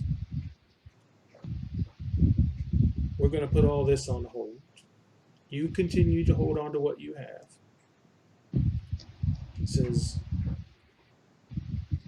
but we may have business later. And by we, I mean myself and your ship.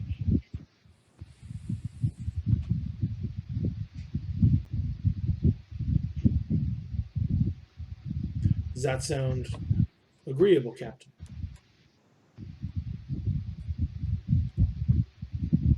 You see, I pay well, but I don't give out easy jobs.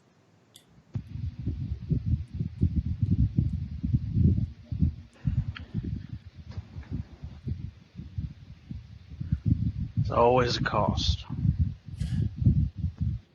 Capitalism.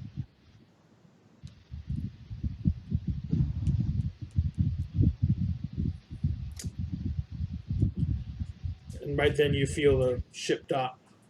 He's like, shall I take silence as an agreement? Your ride's here. We'll talk. He kind of snaps a salute to you. And he looks at Hank and he winks at you, Hank. And he looks at Jude and he says, he looks at Jude for a long minute. And he says, I would have rather brought you home.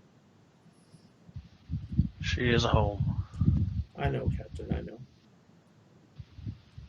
I just know your life is going to be very interesting. And I would never curse anyone to live in interesting times. He kind of like turns around, walks over to the airlock, and it cycles. And he looks back over his shoulder, and he's like, "Oh!" And he walks back and he snatches the stick up. He's like, "Can't let that fall into anyone's hands." He comes walking back and he says, I like curse under my breath. He says, by the way, he says that transmitter wouldn't have worked anyway. But it was brilliantly thought out and well done. He says, think we're going to get along very well. He finishes cycling the airlock and he steps in. There's no one in the airlock. And you see him step through into what is another empty airlock on another ship. The ship disengages. It moves off. The other two strike cruisers that are with it peel off. And the cruiser begins moving out. So as soon as the other ship is off the ship, mm-hmm. I like drop the device and I'm just like, oh. I like snatch it from the ground. Careful. Oh. I'm just like, man, just holding like all this money, just like, man. God. Damn it, Cat. That's almost a year's operating budget you're holding in your arms. So many upgrades. I'm definitely not looking at the upgrades page right now. Definitely not. By the way, Harry, you could overhear all this because they were just down the cargo holds right below medbay. So, they weren't hushed voices or anything like that.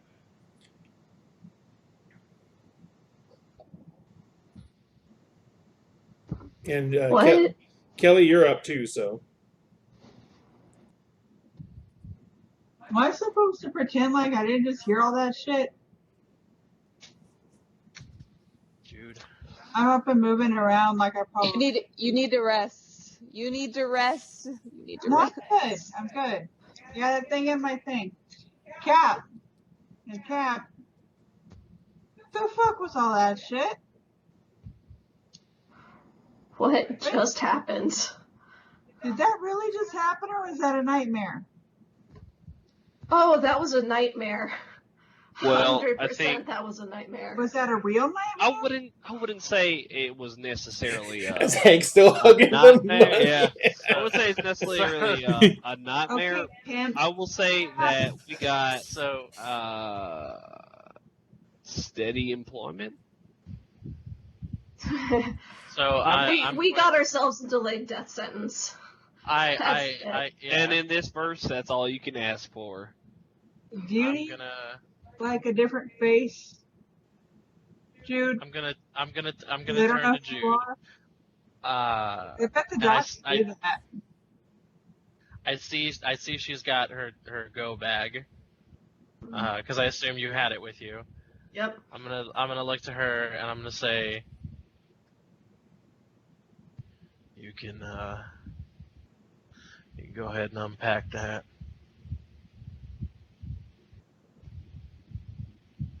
And I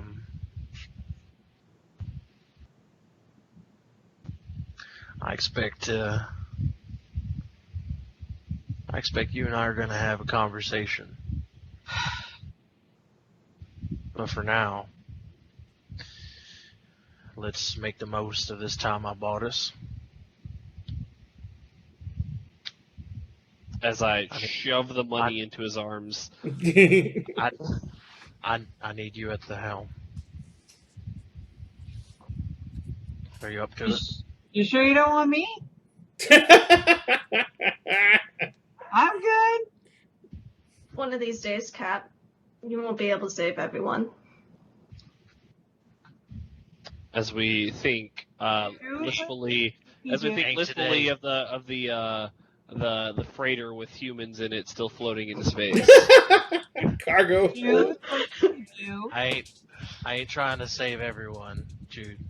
What did he agree to? I'm trying to save my people. We're good, Cap. What happened? What I missed? And on that, So Kelly is like coming out of the med she's bay, like leaning on the med bay rail, and Harry is just like, no, goddamn it, you have to like you. Lay down. No, I gave up. Once she I give up. I'm back to focusing on Baden because sure, whatever. I offered to knock her out. She seemed stressed. No. So I'm fine. Yeah, she's fine. What happened? Well, I was gonna say we're getting a new shuttle. Is what's happening. It sounds like we're also ending the. It also it's sounds like we're 10:30. The episode. That's a season right there. It's like a. That's the mid-season finale. That's the mid-season finale, ladies and gentlemen. That's the mid-season finale. I mean, technically, last week was the mid-season finale because we only get to make it to 14. Jonathan. God damn it, Jonathan. I would like to submit the episode name Captain to Captain. I want to submit the episode name The First Rule of Flying. What the fuck would be my submission choice?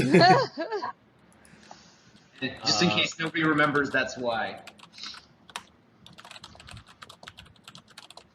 That's kind of thing, but what I said earlier was funnier. What the hell did you do, Captain? We're not in the game. We're not. Yeah. We're out of the game. Good. We're trying to decide on an episode title. So we got Captain to Captain, The First Rule of Flying. Anyone have anything else? What the fuck? What the fuck has been presented?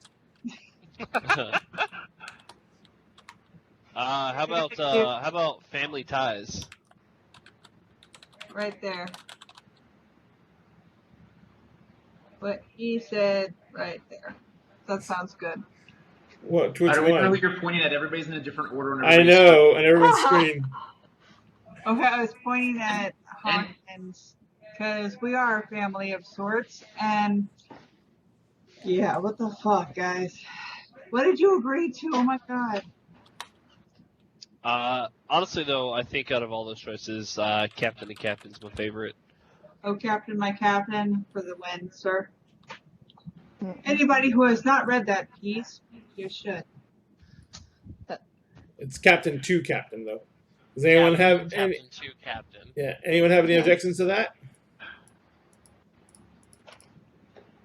No. All right. No. The title of this episode is Captain to Captain. Firefly. All right, ladies and gentlemen, thank you so much for having joined us tonight. We hope you enjoyed this episode as much as my players were hyperventilating through it. There was real tension in the air. There was real. That was fucking great. Hey, no, so I had like, to set the mood for me better. I went to YouTube and I put on like a very tense, like eerie, atmospheric music for it. Oh boy, shouldn't have did that, because now I'm like. Trust me, that's already playing on Twitch. All right, well, ladies and gentlemen, Meg offered another option. We thank you all very much for having watched the show with us tonight. Once again, we are starting the race to 8K race to 9K? 9K. Race to 9K tonight. 50 something, babe. Well, you better find that number. But race to 9K starts tonight. We're going to be putting up the prize support for it as soon as we get off of this, and we're going to be posting that link onto Facebook. Go to the Facebook page, Dinner and a Game. Follow the page. 852. 852, thank you, Mitch. Follow the page, like the page, and then go find the link that's going to pin up there and go ahead and share the link and comment on the contest. That's the only way to enter, is to comment on the contest. Once you've done that, you'll be entered to win, and we'll be announcing the prizes. Please go do that so we can, and share that out share that out so we can get as many people on here on the Facebook page as possible, so we can get more people in to watch the show. And more free stuff. And more free stuff. How did y'all do, guys? So the next thing is always Twitch. We're trying to get to 200 subscribers on Twitch. I think we picked up a few during the show. Did we? We did have one subscribe. At least one. Yeah, one subscriber, which means but that wasn't subscribed. Not a follower. We're still at 158 for followers. That's weird. A subscriber is not a follower. They may have already been. They may have already been following. They may have not been. They may have subscribed and not followed. There's a couple different options as to why that is. So we're at 158. We're trying to get to 200. When we get to 200, we're giving away those minis that have been scrolling through in the center panel, and we are going to give those away to one lucky winner. Also, we have we're trying to make sure that we get as many donations going to our Extra Life charity as humanly possible. Extra Life's an amazing charity. It's backed by the Children's Miracle Network. It gets money to needy children's hospitals that provide services to at-risk children, the children in need, and we could not back a better charity. And this Extra Life is a charity that was formed by gamers, run by gamers, and we're the ones who push this and make it happen every year. So the charity ends on my beautiful wife's birthday, which is November 7th, and we are trying to make sure that we not only meet our $2,000 goal, but blow it out of the water. Any help you can give to that will be incredibly greatly appreciated. And so, but if you can't donate, as always, please share the link that's in chat. Make sure it gets distributed out, and get other people who can donate to donate as well. That would be amazing, and we thank you so much for that. Also, of course, we have our Patreon going right now.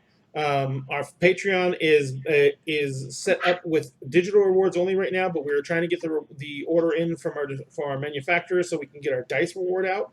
And then we're going to be putting up samples of our dice vaults. And there's 7 different wood choices. We don't know if we're going to need to order all 7, but we're going to give you, the audience, a chance to decide that. We're going to be adding them to our webpage, and we're going to put them up on Facebook, and we're going to let you guys decide what choices in wood we're going to go with as the final selections.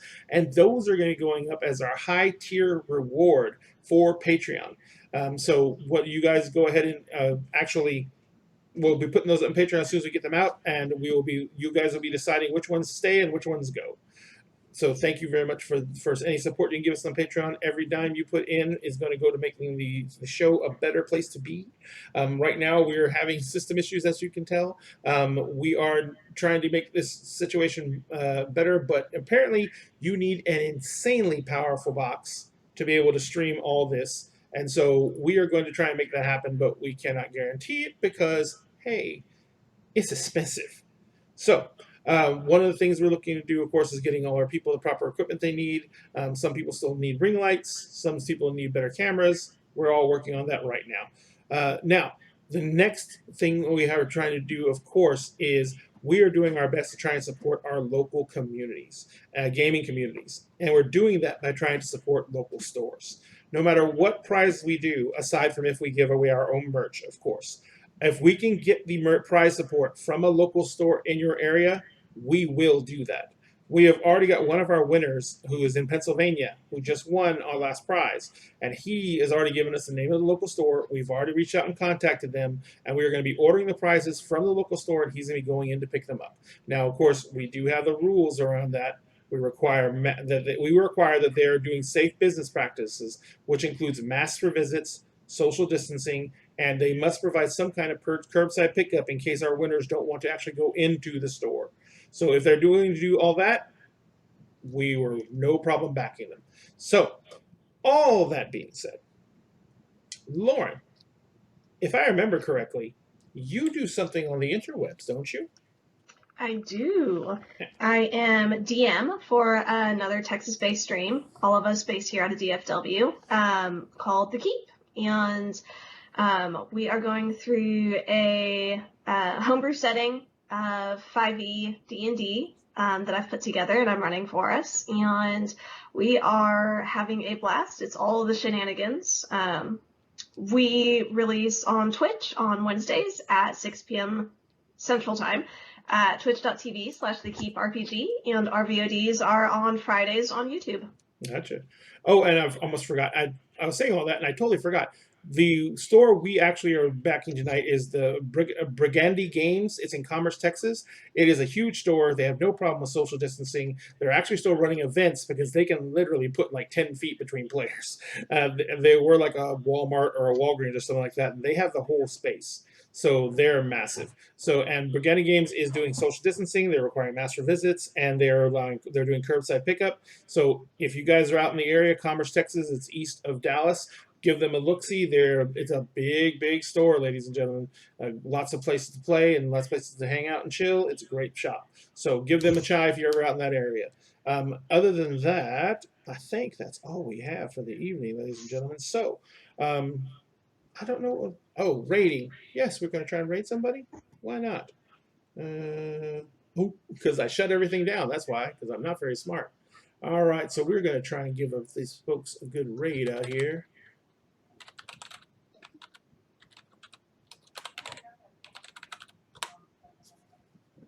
I'm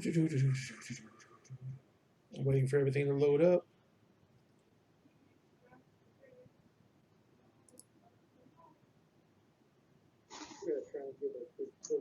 Because he's got big balls.